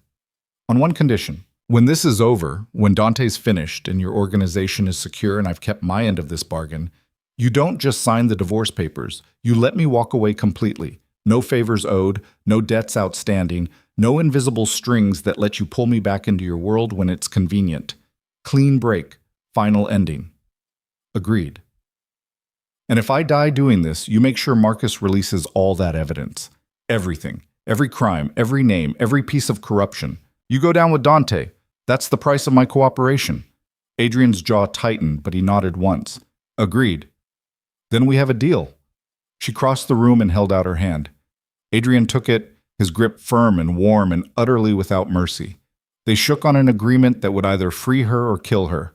And in that moment, Elena realized she'd finally become exactly what Adrian had accused her of being. One of them. The performance began 48 hours later at the Marconi Charity Gala, the kind of glittering event where the city's elite mingled with its most dangerous criminals and pretended not to notice the difference.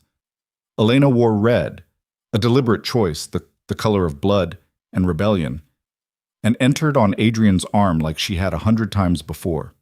Except this time, everything was different. Adrian had spent 2 days making sure the entire city knew his marriage was crumbling. raised voices in restaurants where people could overhear, a coldness in public that went beyond his usual indifference into active cruelty. He'd arranged for Elena to be photographed leaving a hotel at 3 in the morning, looking disheveled and furious, had made sure rumors spread about separate bedrooms and divorce attorneys. All of it calculated.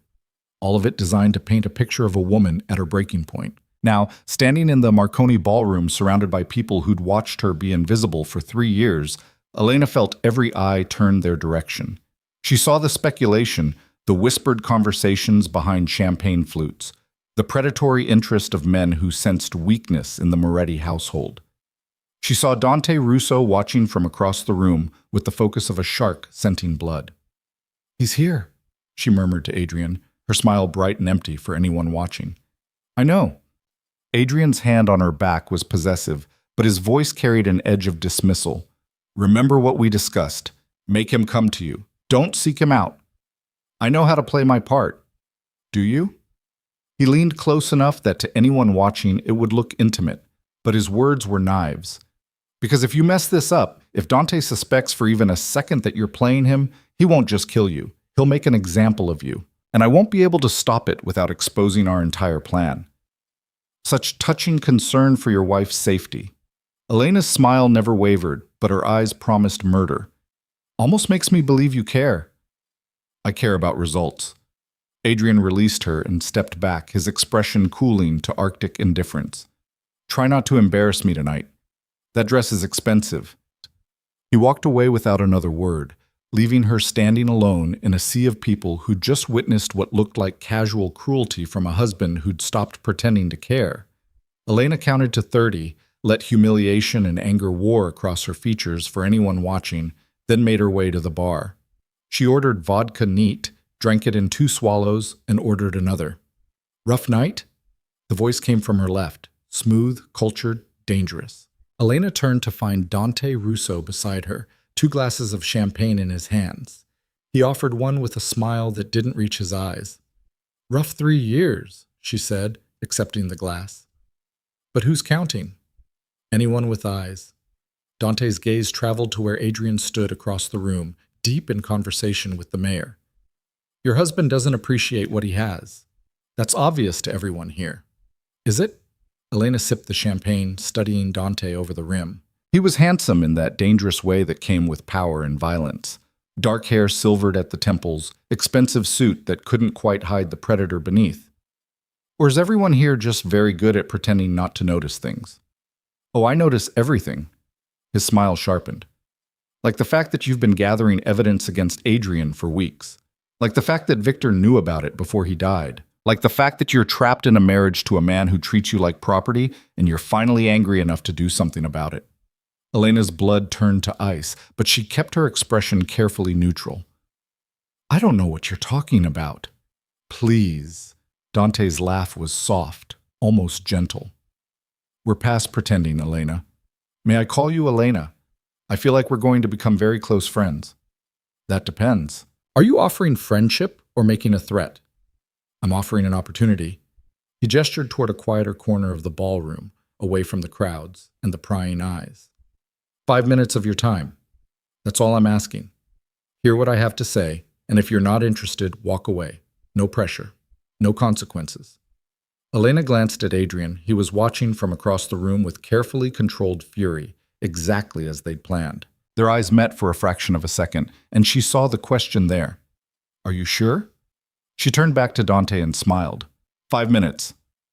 They found privacy in one of the gallery rooms adjoining the ballroom, surrounded by Renaissance paintings worth more than most people earned in a lifetime. Dante leaned against a marble pedestal, relaxed and confident in a way that suggested this conversation would go exactly how he wanted. "I'll be direct," he said. "Adrian's organization is falling apart. Victor's dead, but he was just one of many who'd grown tired of your husband's particular brand of cold-blooded leadership. The port operations are compromised. The real estate holdings are under federal scrutiny. Half his associates are looking for exits before the whole thing collapses. And you want to help it collapse faster." Elena kept her voice flat, giving nothing away. "I want to help you be free of it before it buries you." Dante pulled out his phone and showed her a photo. Elena leaving Marcus Chen's office 3 weeks ago, hat pulled low but still recognizable. You've been smart, gathering insurance, building leverage, but insurance only works if you're alive to use it. And right now, Adrian knows you've been working against him, which means you're living on borrowed time. He won't kill me. Won't he? Dante's expression was almost pitying. Adrian Moretti has built an empire on the principle that betrayal equals death. No exceptions. The only reason you're still breathing is because he hasn't figured out how to do it without drawing attention. But give him time, give him the right circumstances, and you'll disappear just like everyone else who crossed him. Elena felt the words land like physical blows because they carried the weight of truth. She'd seen Adrian execute Victor without hesitation. She'd watched him dismantle loyal associates for smaller infractions than what she'd committed. The only thing keeping her alive was the deal they'd struck and the evidence Marcus held. And deals with Adrian Moretti, she was learning, were only as solid as his need for them. "What are you proposing?" she asked carefully. "Help me finish what Victor started." Dante's voice dropped to barely above a whisper. "You have access to Adrian's files, his schedules, his plans. You know which associates are loyal and which are wavering. You've already gathered evidence. I just need you to gather more. Specific intelligence about shipments, money flows, meetings. Give me what I need to dismantle his operation completely, and I'll make sure you walk away from this with your freedom and enough money to start over anywhere in the world. And if I refuse? Then I leak what I know about your evidence gathering to every prosecutor who'd love to flip Adrian's wife against him. You become a federal witness whether you want to or not, and Adrian finds out about your cooperation. Either way, your marriage ends. Question is whether you walk away rich and free or poor and looking over your shoulder for the rest of a very short life." Elena stared at the Renaissance paintings surrounding them, martyred saints and suffering sinners, all frozen in moments of impossible choice. She thought about Adrian's cold dismissal when she'd asked for a divorce, thought about 3 years of being invisible, thought about the plan she and Adrian had constructed in the safe house, the role she'd agreed to play, the impossible tightrope she was now walking, and she thought about the woman she'd become. Hard enough to survive this world, smart enough to see all the angles, desperate enough to take the most dangerous gamble of her life. "I need guarantees," she said finally. "Not promises. Real, verifiable guarantees that I walk away from this alive and free." Dante's smile was triumph barely contained. "I can arrange that. But first I need proof you're serious. Something that shows you're willing to burn Adrian's world to the ground." "What kind of proof?" "There's a shipment coming through the port tomorrow night. Highly valuable, highly illegal. Adrian's been keeping it quiet. Only his inner circle knows the details. Get me the specifics. Arrival time, dock number, cargo manifest. Do that, and I'll know you're committed." Elena's mind raced. This was the test, the moment where Dante would verify whether she was genuinely betraying Adrian or playing a double game. If she fed him false information, he'd know. If she gave him real intelligence, Adrian's shipment would be compromised, unless that was exactly what Adrian wanted. "I'll need time," she said. "Adrian doesn't exactly leave his files lying around for me to browse." "You have 24 hours. Dante handed her a business card with nothing but a phone number. "Call me when you have the information. And Elena, don't try to play both sides. I've been doing this a lot longer than you have, and I can smell betrayal the way sharks smell blood. If you're setting me up, I'll know, and what happens next won't be pleasant for anyone you've ever cared about." The threat was clear, the message unmistakable. Elena tucked the card into her clutch and forced herself to meet his eyes without flinching. 24 hours, she agreed. They returned to the ballroom separately. Elena found Adrian exactly where she'd left him, still projecting cold indifference while his eyes tracked every movement she made. She approached him with the careful neutrality of a woman who'd just made a deal with the devil and wasn't sure which devil she'd chosen. "We need to talk," she said quietly. "Not here. Somewhere private." Adrian's jaw tightened almost imperceptibly, but he nodded once. They made their excuses to the mayor, smiled for the cameras, and left the gala with the kind of visible tension that would fuel gossip for weeks. The Bentley was waiting. Antonio drove them not back to the penthouse, but to a different safe house on the opposite side of the city. This one owned through so many shell corporations that even federal investigators would need months to trace it back to Adrian. The moment they were inside with the door locked and the security system armed, Elena pulled out Dante's card and told Adrian everything. He listened without interruption, his expression growing progressively darker as she relayed the conversation, the threat, the demand for proof of her loyalty through intelligence about tomorrow's shipment. "He's testing you," Adrian said when she finished. "If you give him real information and it checks out, he'll believe you're genuinely turned. If you give him false information, he'll know you're playing him and you're dead. So we give him real information." Elena met his gaze steadily. "We let him intercept the shipment, let him think he's won, and we use that to trace exactly how deep his network goes. You want me to sacrifice a multi-million-dollar shipment to sell your cover?" Adrian's voice was dangerously quiet. "I want you to sacrifice one shipment to save your entire organization." She refused to back down. Dante said it himself. "Your operation is falling apart. Associates are jumping ship. The feds are circling.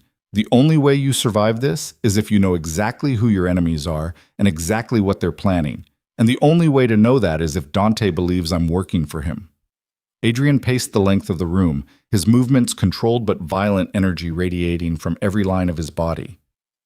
"If we do this, if we let that shipment get hit, we're showing weakness. Every rival, every ambitious underboss, everyone who's been waiting for an opening will see it as blood in the water. Or they'll see it as calculated sacrifice." Elena followed him, forcing him to stop and look at her. "You let one shipment fall to protect 10 others. You take a visible loss to hide a larger strategy. That's not weakness, that's chess. And you're better at chess than anyone I've ever met." "Flattery from my wife, that's new." "It's not flattery, it's recognition." She held his gaze. "You've spent 3 years treating me like I don't understand your world, like I'm too soft or too naive to comprehend what you do. But I've been watching, Adrian. I've been learning, and I understand exactly what you're asking me to do and what it costs.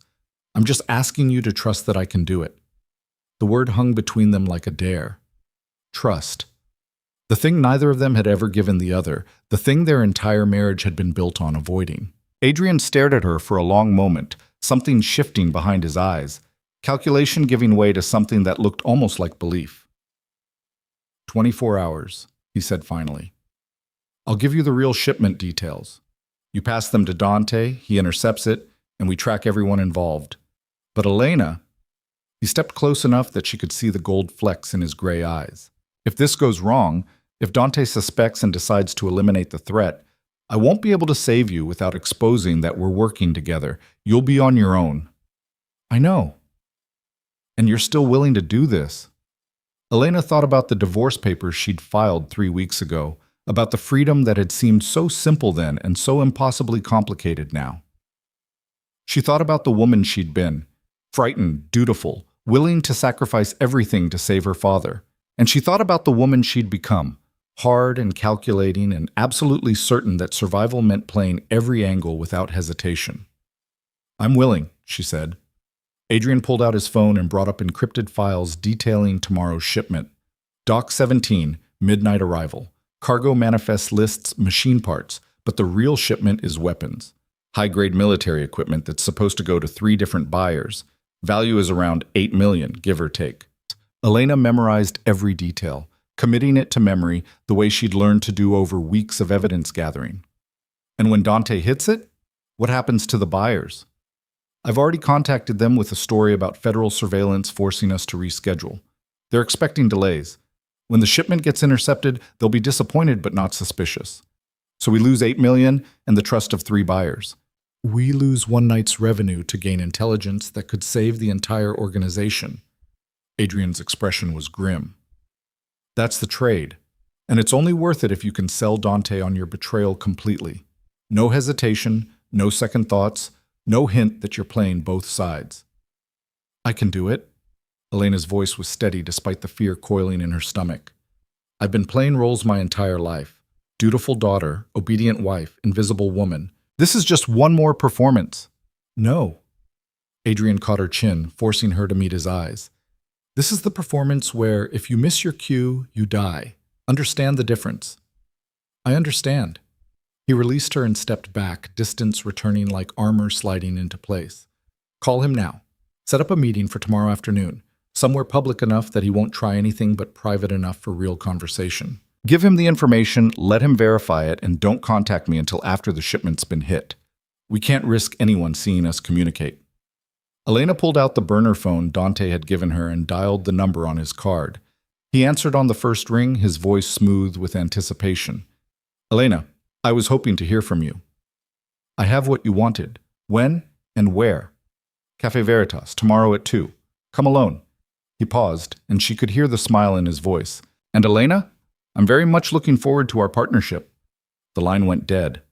Elena lowered the phone slowly, feeling the weight of what she'd just committed to settling onto her shoulders like a physical burden.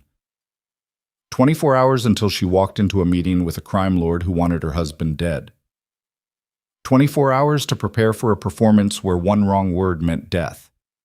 Get some sleep, Adrian said, already pulling out his own phone to make arrangements. Tomorrow's going to be a very long day. Sleep didn't come. Elena lay in the safe house's bedroom, staring at the ceiling, running through scenarios, planning responses, trying to anticipate every angle Dante might approach from. She heard Adrian moving through the house, his voice low as he made calls, arranged backup plans, positioned pieces on a chessboard where she was both player and pawn. Sometime before dawn, her door opened quietly. Adrian stood silhouetted in the doorway, and for a moment neither of them spoke. I can't sleep either, he said finally. Worried I'll get myself killed? Worried I've asked you to do something no one should have to do. He moved into the room, sitting on the edge of the bed with careful distance between them. You were right earlier. I've spent 3 years treating you like property, like something I owned but didn't need to understand. And now I'm sending you into danger because you're the only one who can pull this off. You're not sending me. I'm choosing to go. Elena sat up, pulling her knees to her chest. There's a difference. Is there? Because from where I'm sitting, it looks like I've backed you into a corner where this is the only choice that doesn't end in death or prison. The admission hung between them, raw and uncomfortable. Elena studied his profile in the dim light, the sharp angles of his face, the tension in his shoulders, the weight of an empire crumbling that showed in every line of his body. Can I ask you something? She said quietly. Anything. Why did you really refuse to sign the divorce papers? The first time, before all of this? Was it really just about appearances? About not wanting to look weak? Adrian was silent for so long she thought he wouldn't answer. When he finally spoke, his voice carried a quality she'd never heard before, something almost like regret. I told myself it was about strategy, about maintaining appearances and protecting assets. But the truth? He turned to look at her, and in his eyes she saw honesty that felt like a gift. I think I refused because signing those papers meant admitting I'd failed. Not at being a husband, I know I failed at that from day one, but at being a person capable of more than cold calculation. You asked me to see you, and I realized I'd spent 3 years deliberately not seeing you because if I did, I'd have to acknowledge what I'd done, who I'd become. Elena felt something crack in her chest, not her heart breaking, but armor falling away, the protective distance she'd maintained shattering under the weight of his words. You're still that person, she said softly. The one who trades people for power, who executes traitors without hesitation, who builds empires on fear. I know. Adrian's smile was bitter, but for the first time in 15 years, I'm not sure I want to be. And that's your fault. My fault? You were supposed to be invisible, disposable, a piece on the board I could move and forget. Instead, you saved my life, agreed to risk everything to help me survive, and made me see exactly how much I've sacrificed to build this empire. He stood, moving toward the door. Get some rest, Elena. Tomorrow, you become someone else. Someone brave enough to play the most dangerous game in the city. And I need you sharp. He was gone before she could respond, leaving her alone with thoughts that wouldn't settle and a truth she couldn't ignore. Somewhere in the chaos of betrayal and violence and impossible choices, something had shifted between them. They weren't allies. They certainly weren't in love. But they weren't quite enemies anymore either. They were something more complicated, something that didn't have a name but felt like understanding. The next afternoon, Elena walked into Cafe Veritas wearing designer sunglasses and the carefully constructed armor of a woman who'd made her choice and refused to look back. Dante waited at a corner table, 2 cups of coffee already cooling in front of him. Punctual, he said as she sat. I appreciate that. Let's skip the pleasantries. The sure. Elena pulled out a piece of paper with the shipment details written in her own handwriting. No electronic trail, nothing that could be traced. Dock 17, midnight tonight. The manifest says machine parts, but it's actually military-grade weapons. 8 million in value, 3 buyers already lined up. Dante studied the paper, his expression unreadable. How do I know this is real? That you're not setting me up? You don't. That's what trust is, a gamble where the stakes are life and death. Lena held his gaze without flinching. But ask yourself what I have to gain by lying. If this information is false, you know where to find me. If it's real and you intercept that shipment, Adrian loses 8 million and I prove I'm serious about helping you destroy him. And what do you want in return? Besides your freedom? I want to watch him lose everything the way I lost everything when my father sold me to settle his debts. The bitterness in her voice wasn't entirely fabricated. I want him to feel powerless and trapped and invisible. I want him to understand what he did to me. Dante smiled, and it was terrible to watch. Pure predatory satisfaction. We're going to get along very well, Elena. Very well indeed. He folded the paper and tucked it into his jacket. I'll have people at Dock 17 tonight. If this checks out, if the shipment is everything you say it is, then we move to the next phase. I'll need more information, schedules, associates, financial records, everything you can access. And you'll guarantee my safety? I'll guarantee that as long as you're useful to me, you're under my protection. The distinction was subtle but unmistakable. After that, you're on your own. So I'd suggest staying useful for as long as possible. Elena stood, the meeting over, the die cast. I'll be in touch. She walked out of the cafe and didn't look back. Didn't let herself think about what she'd just done. Didn't allow doubt or fear to show on her face. She was being watched. She could feel it. The weight of eyes tracking her movements, cataloging her behavior, looking for any sign of deception. She gave them nothing. The rest of the day passed in agonizing slowness. Elena returned to the penthouse. Adrian had insisted on maintaining appearances, so she went through the motions of normal life while waiting for midnight to arrive and the trap to spring. At 11:45, her phone buzzed with a message from an unknown number. Package received. Your information was accurate. Welcome to the team. Dante had intercepted the shipment. Adrian's carefully planned sacrifice had worked. Elena was now, officially and irrevocably, a traitor to her husband's organization. And somewhere across the city, Adrian was receiving the same news. That 8 million in weapons had been stolen, that his intelligence had been compromised, that someone inside his household was feeding information to his enemies. The performance had moved into its most dangerous phase. Now they had to maintain the illusion that they were adversaries instead of allies, had to convince everyone watching that their marriage had finally, completely shattered. The phone rang. Adrian's number. Elena answered, her heart pounding. You're going to want to be somewhere else tonight, he said, his voice cold enough to freeze blood. Because when I find out who leaked information about that shipment, there won't be enough left of them to identify the body. I'll stay at Catherine's, Elena said, her voice shaking, not entirely an act. I don't want to be there when you... Smart woman. The line went dead. Elena packed a bag with trembling hands and left the penthouse, knowing that she'd just crossed a point of no return.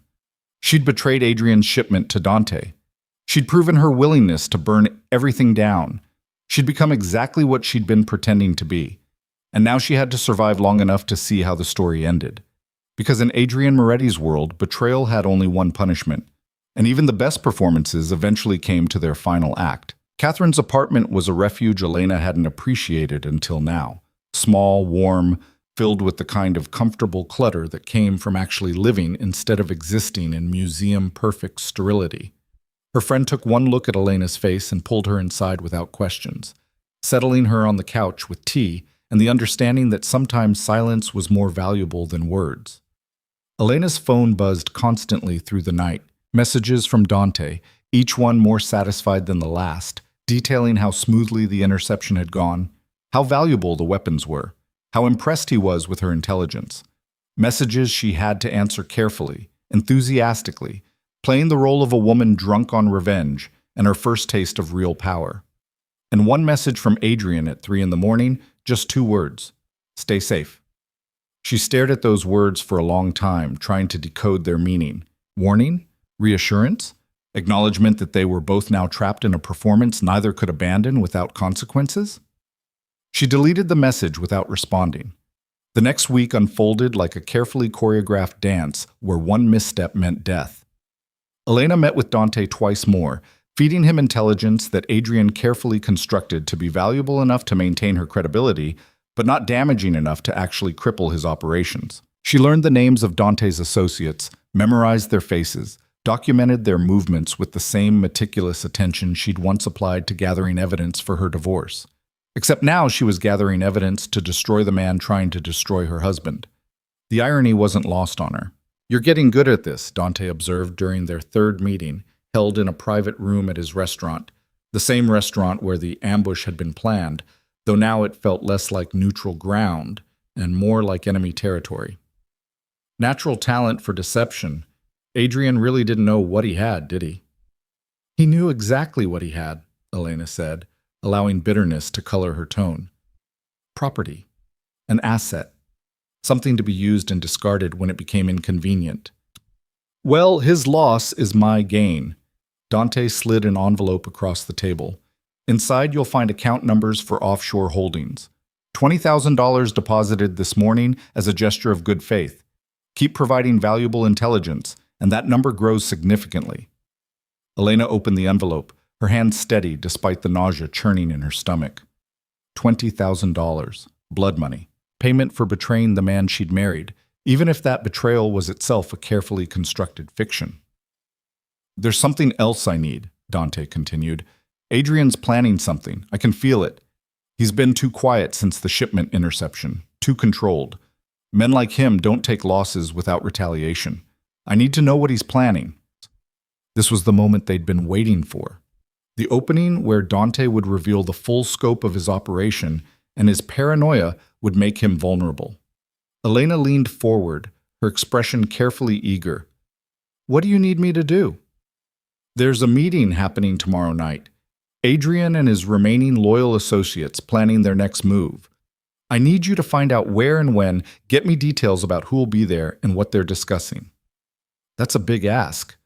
Elena kept her voice cautious. "If Adrian catches me anywhere near his planning sessions, then don't get caught." Dante's smile was sharp. "You've been invisible in his household for 3 years. Use it. Be the furniture he doesn't notice. The decoration he forgets is even there. Get me that information, and I'll make sure you never have to worry about Adrian Moretti again." The promise hung between them, seductive and terrifying in equal measure. Elena nodded slowly, committing to a path that would either free her or kill her. "I'll get you the information," she said. She left the restaurant and drove directly to the safe house where Adrian waited, Marcus already present with his laptop and the growing files of evidence they'd compiled on Dante's organization. The moment she walked through the door, Adrian was on his feet. What did he want? Elena relayed the conversation word for word, watching Adrian's expression darken with each sentence. When she finished, he was silent for a long moment, his mind clearly working through implications and strategies.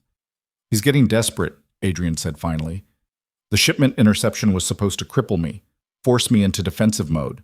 Instead, I've been consolidating power, cutting out anyone who's even remotely suspicious. He thought he'd create chaos. Instead, he's watching me get stronger." "So what do we do?" Marcus looked between them. "If Elena tells him about a fake meeting, he'll verify the intelligence. If it doesn't check out, then we give him a real meeting." Adrian's voice carried the calm certainty of a man who'd just seen all the pieces fall into place. "Tomorrow night, just like he asked, but we control every variable. Location, attendees, timing, conversation. We feed him exactly what we want him to know, and we use his response to map out his entire operation." "You're setting a trap." Elena understood immediately. "You want him to make a move based on the intelligence I provide, and when he does, you'll be ready." "More than ready." Adrian pulled up a map on Marcus's laptop, highlighting a warehouse district near the port.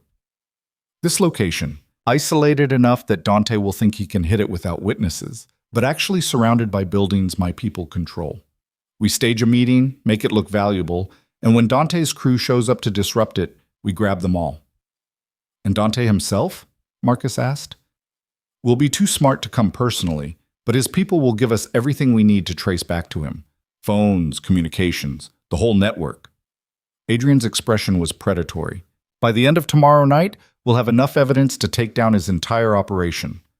Elena listened to the plan take shape, watching Adrian transform from the cold, controlled man she'd married into something more dangerous. A strategist who'd been backed into a corner and was now coming out fighting. She should have felt relieved that the end was in sight, that freedom was finally within reach. Instead, she felt a strange sense of loss she couldn't quite name. There's a risk, she said quietly. If Dante suspects this is a setup, if anything goes wrong, he won't just come after you, he'll come after me. After Marcus. After anyone involved in this operation. I know. Adrian's eyes met hers across the room. That's why you're not going to be anywhere near that warehouse tomorrow night. You'll be somewhere safe with protection, completely removed from whatever happens. No. The word came out sharper than she'd intended. I've been part of this from the beginning. I've risked everything, my safety, my freedom, my life, to help you root out the traitors and take down Dante. I'm not sitting on the sidelines for the endgame. Elena, no, Adrian. She stood, facing him with all the strength she'd built over 3 years of survival and 3 weeks of playing the most dangerous game in the city. You brought me into this world. You made me part of your operation. You can't suddenly decide I'm too fragile to handle the consequences. They stared at each other, and Elena watched the calculation happen behind his eyes, weighing her safety against her agency, protection against respect. Finally, something in his expression shifted. Fine, he said. But you stay with Marcus in a secure location with a direct line to me. If anything goes wrong, if Dante makes a move we don't anticipate, you get out immediately. Non-negotiable. Agreed. The next 24 hours passed in careful preparation. Elena met with Dante one final time, providing details about the warehouse meeting with just enough hesitation to make it seem like she was genuinely nervous about the risk. He'd been pleased, reassuring, already planning whatever assault he intended to launch. This is it, he'd said, his hand on her shoulder in what was probably meant to be a comforting gesture but felt like a brand. After tomorrow night, Adrian's organization will be finished, and you'll be free of him forever. Elena had smiled and nodded and played her part perfectly, all while knowing that tomorrow night would indeed end everything, just not the way Dante expected. Now she sat in a surveillance van 3 blocks from the warehouse with Marcus, watching multiple screens showing different angles of the building. Adrian's people were already in position, loyal associates who'd survived the purge, new recruits who'd proven their dedication, and enough firepower to handle whatever Dante sent their way. Are you scared?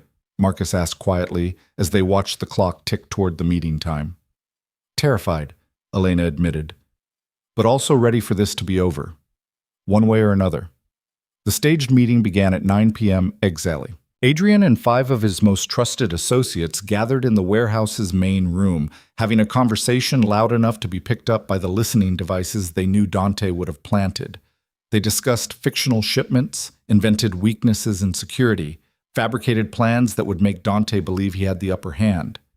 It was theater at its finest, and Elena watched Adrian perform with the same cold precision he brought to everything. Movement, one of Marcus's assistants said suddenly, pointing to a screen showing the warehouse's south entrance. 3 vehicles, approximately 12 people, armed. Dante's crew had arrived right on schedule. What happened next unfolded with brutal efficiency. Dante's people entered the warehouse expecting to catch Adrian's meeting by surprise. Instead, they walked into a trap that had been meticulously planned for weeks. Adrian's forces emerged from concealment, cutting off every exit, every escape route. The gunfight was brief and violent. Elena watched on the screens, her hands clenched so tight her nails drew blood, as Adrian moved through the chaos with lethal grace. She saw men fall, saw Dante's crew realize too late they'd been outmaneuvered, saw the moment when resistance crumbled into surrender. Within 15 minutes, it was over. 12 of Dante's associates were in custody, their phones and communications devices being systematically harvested for intelligence.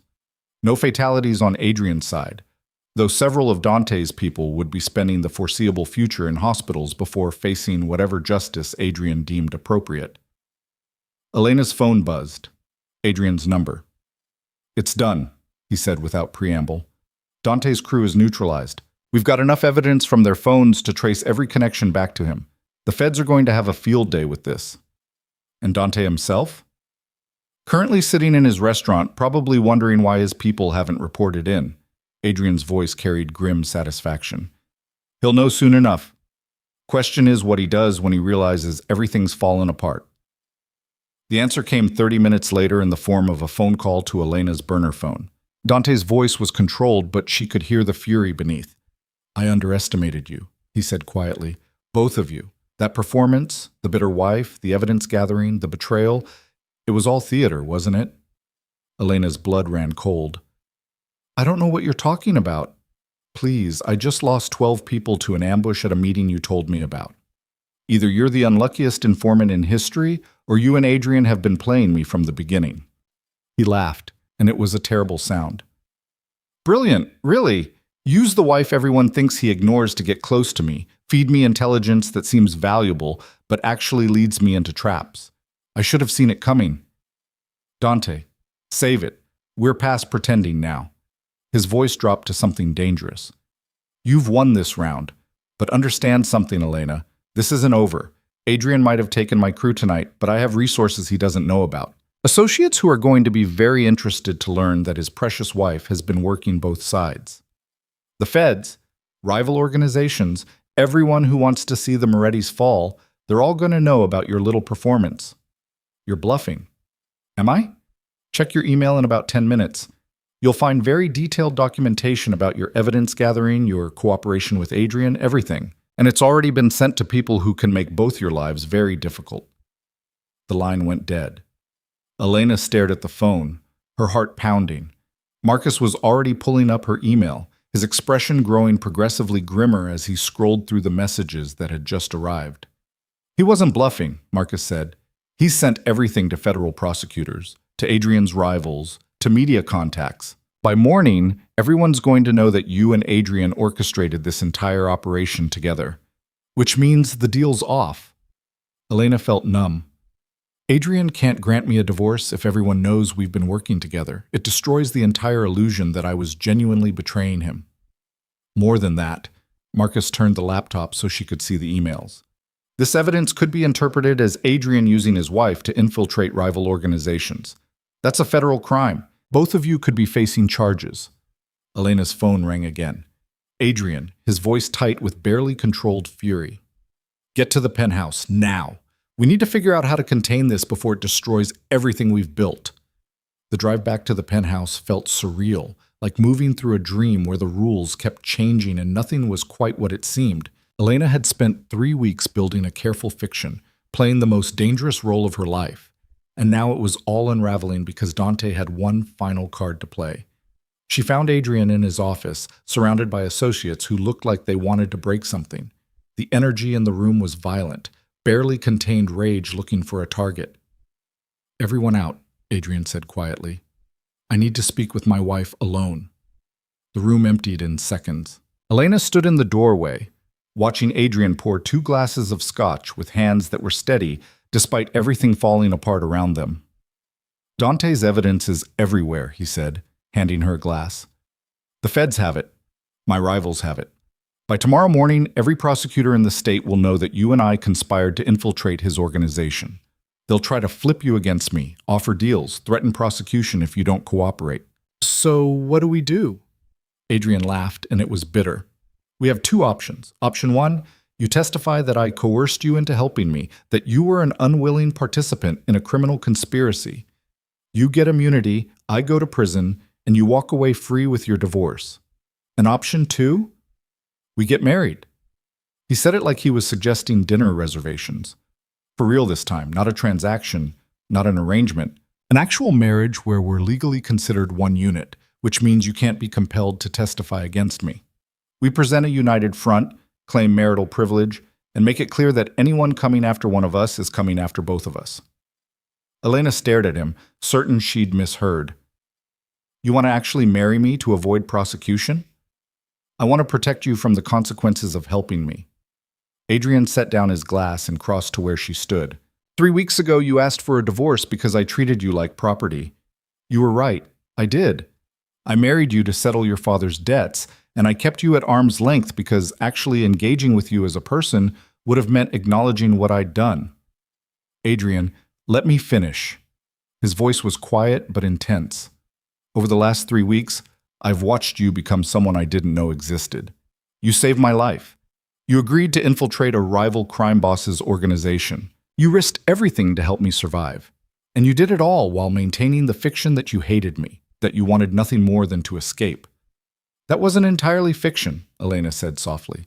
I know, but somewhere in the middle of all the performance and the strategy and the impossible choices, something changed. He reached out and caught her hand, his thumb tracing over her wedding ring. I started seeing you, not the wife I'd acquired to settle debts, not the decoration I kept around for appearances. You, Elena, the woman who's smart enough and brave enough and ruthless enough to play the most dangerous game in the city and win. Elena felt tears burning behind her eyes, unexpected and unwelcome. What are you saying? I'm saying I'll sign your divorce papers if that's what you want. I'll find another way to deal with the legal consequences. But I'm also saying that I don't want to. Adrian's confession hung between them like something fragile and dangerous. For the first time in 15 years, I care about someone more than I care about my empire. And that someone is you. You don't love me. She said it like a fact, like something carved in stone. You don't know how. Maybe not. Probably not. His smile was sad. But I'm willing to learn. If you give me a chance, if you stay. Elena stared at the man she'd married 3 years ago. The man who'd treated her like property and refused her freedom and built an empire on fear and blood. She thought about the divorce papers she'd filed, about the freedom she'd craved, about the simple life she'd imagined where she was just Elena Vale again, unburdened by the weight of being a crime lord's wife. And then she thought about the last 3 weeks. The danger and the strategy and the moments where she'd felt more alive than she had in years. She thought about Adrian's admission in the safe house bedroom, about his willingness to let her choose, about the way he'd looked at her in the surveillance van and said, "Stay safe," like he actually meant it. I need to understand something, she said finally. Is this about me? Or is this about protecting your organization from prosecution? Both. Adrian's honesty was brutal, but real. I won't lie to you. Marrying you for real protects us both legally. But that's not why I'm asking.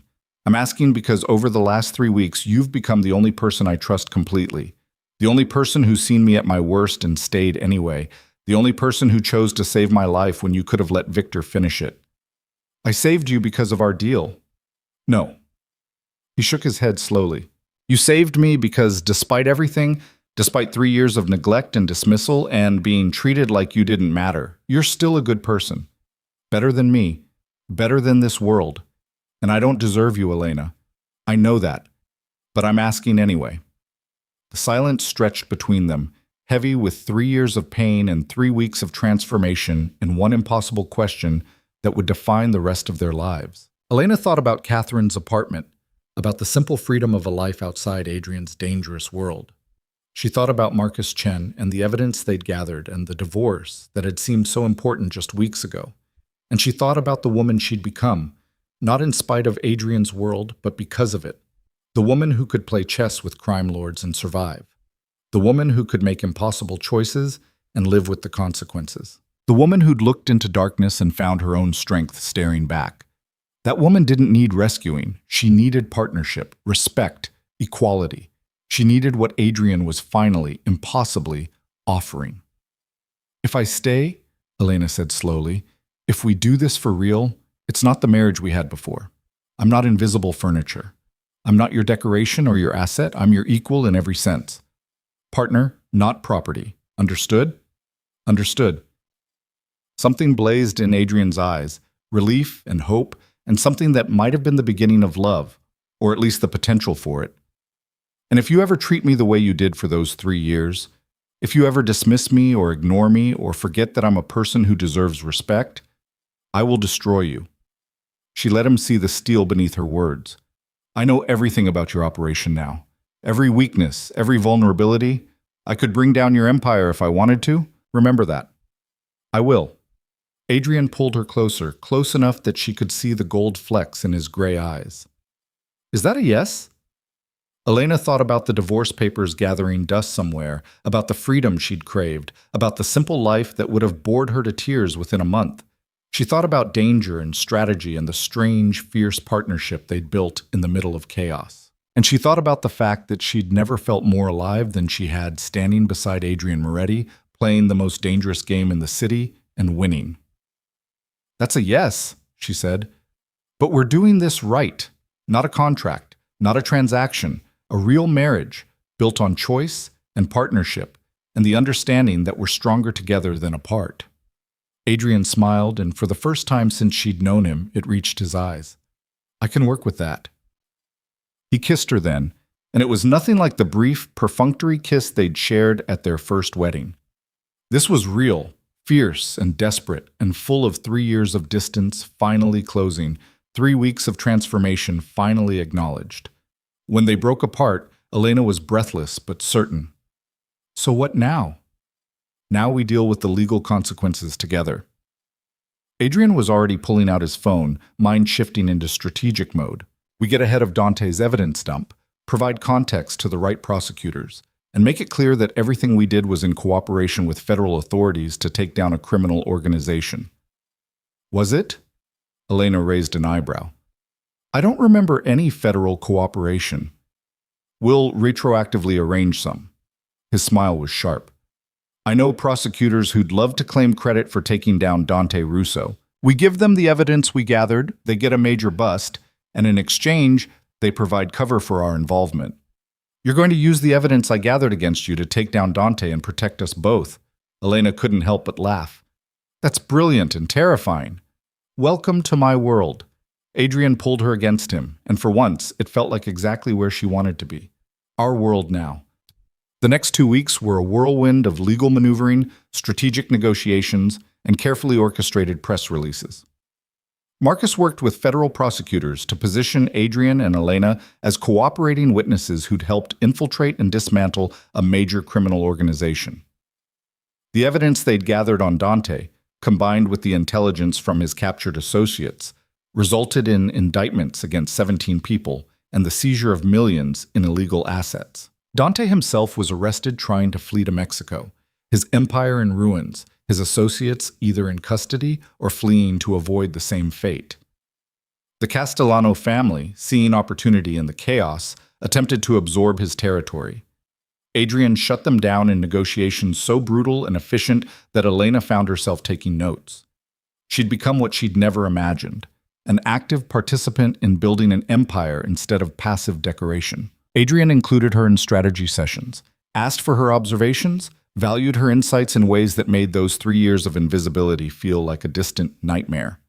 They rebuilt the organization together, cutting out anyone who'd shown even a hint of disloyalty, bringing in new associates who understood that the Moretti household was no longer just Adrian's domain, but a partnership. Elena discovered she had a talent for reading people, for seeing through facades, for knowing when someone was lying or loyal or looking for an angle. You're ruthless, Adrian observed one night after a particularly difficult negotiation where Elena had dismantled an associate's excuse for a failed shipment. I didn't see that coming.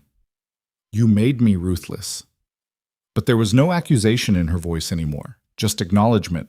3 years of surviving your world taught me that soft gets you killed. You just never noticed I was learning. I'm noticing now. 2 months after the chaos with Dante, they stood in the same courthouse where they'd been married 3 years earlier, except this time there was no coercion, no debt hanging over them, no transaction disguised as a ceremony.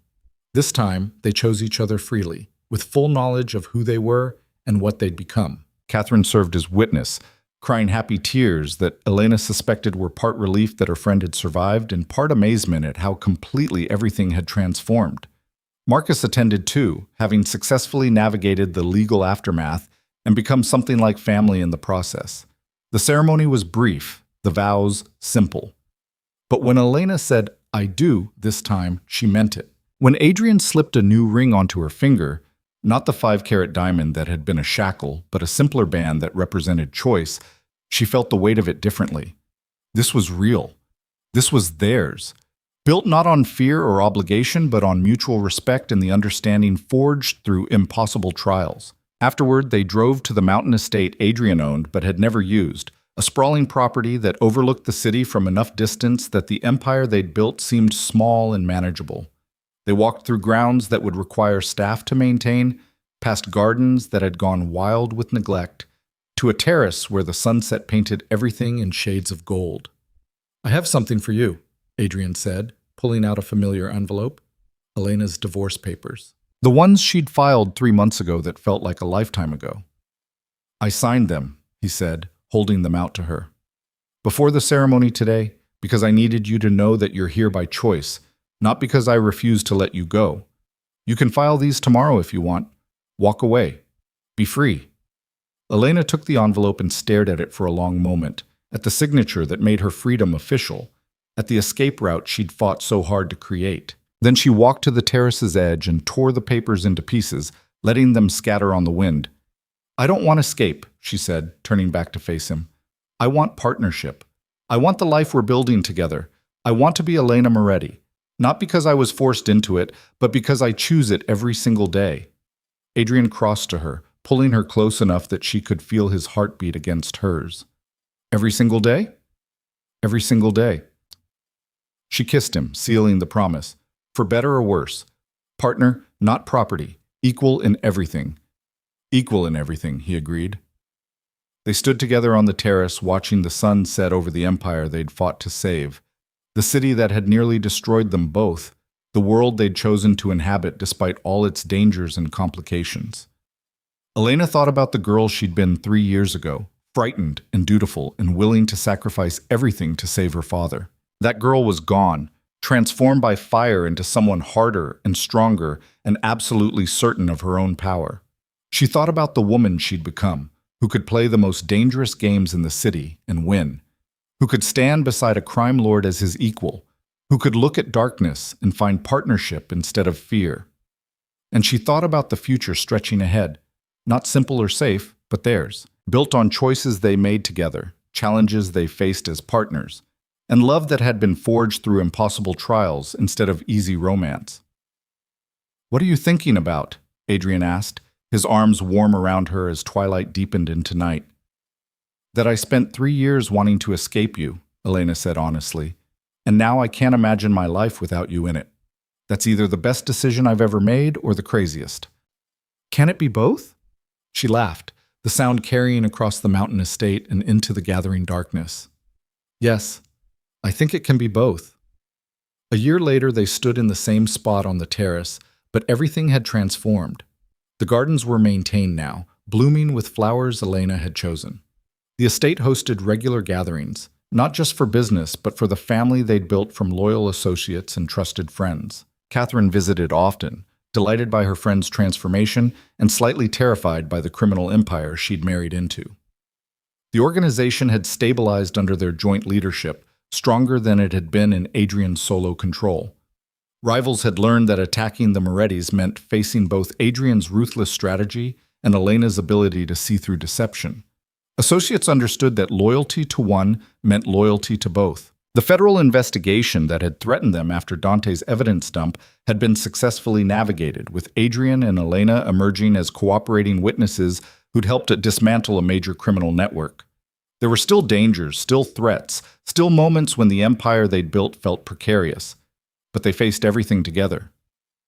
"Do you ever regret it?" Adrian asked as they watched another sunset paint the sky. "Staying? Choosing this life?" Elena considered the question seriously, thinking about the danger and the complexity and the fact that she could never go back to simple normalcy. She thought about board meetings with criminals and negotiations that ended in blood and the constant vigilance required to survive in their world. And she thought about partnership, respect, and love that had grown slowly from impossible circumstances into something real and fierce and absolutely certain. "Not once," she said, turning to face him. "You?" "Not once." Adrian pulled a small box from his pocket and dropped to one knee. Elena stared at him in shock. "What are you doing? We're already married." "We're married because of circumstances and strategy and survival." He opened the box to reveal a ring that caught the sunset light. Not ostentatious, but beautiful, chosen with care instead of purchased for display. "I'm asking you to marry me again." Not because we need to for legal protection, not because it's strategic, but because I love you, Elena Moretti, and I want you to know that every single day I choose you. Will you marry me? Elena felt tears blur her vision, happy tears this time, not the bitter tears she'd cried 3 years ago in a marriage that felt like a funeral.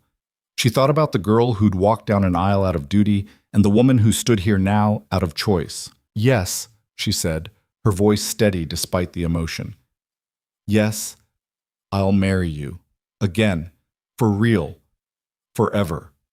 He slipped the ring onto her finger beside the band they'd exchanged 2 months ago and kissed her with all the passion of a man who'd learned to love when he thought he was incapable of it. They married for the 3rd time in the Mountain Estates garden, surrounded by the family they'd chosen and built. No elaborate ceremony this time, no political maneuvering or strategic alliances. Just 2 people who'd found their way to each other through darkness and danger and impossible choices. Catherine cried through the entire ceremony. Marcus gave a speech about the most complicated divorce case that had ever become a love story. Antonio, who'd witnessed the entire transformation from the driver's seat, admitted to betting on their relationship surviving and winning a substantial amount from other associates who'd thought the marriage was doomed. And when the officiant asked if they took each other as partners in all things, for better or worse, in power and in vulnerability, they answered together, "We do." Not because they had to, not because circumstances forced them, but because they chose it every single day with full knowledge of who they were and what they'd become together. The reception lasted until dawn, filled with laughter and music and the kind of joy that came from surviving impossible odds. As the sun rose over the mountain estate, Elena stood on the terrace one more time, watching light chase away darkness. Adrian joined her, wrapping his arms around her from behind, and they watched the new day begin together. "What now?" Elena asked, echoing the question she'd asked months ago in his office when everything was falling apart. "Now we build something new." Adrian's voice was warm against her ear. "An empire that's ours, not just mine. A partnership that's real. A life we choose every single day." Sounds complicated. Probably. He turned her to face him, and in his eyes she saw everything they'd survived, and everything they'd built, and everything they still had ahead. "But we're good at complicated." Elena laughed and kissed him as the sun rose higher, painting their empire in shades of gold and possibility. She thought about the divorce papers she'd torn apart, about the freedom she'd craved, about the simple life that would have bored her within weeks. And she thought about the life she'd chosen instead, dangerous and complex and absolutely hers. Built not on fear or obligation, but on partnership, respect, and love forged through fire into something unbreakable. The empire remained powerful. The enemies remained watchful. The dangers remained real. But this time, their marriage wasn't built on transactions or arrangements or strategic necessity. It was built on choice, partnership, and a love that had survived impossible trials to become something neither of them had believed possible. Elena Moretti, no longer invisible, no longer property, no longer afraid, stood beside her husband watching the sunrise and knew with absolute certainty that she'd finally found what she'd been searching for all along. Not escape, not freedom in isolation, but freedom in partnership, power shared equally, and a love that chose courage over safety, complexity over simplicity, and partnership over solitude every single day for the rest of their lives.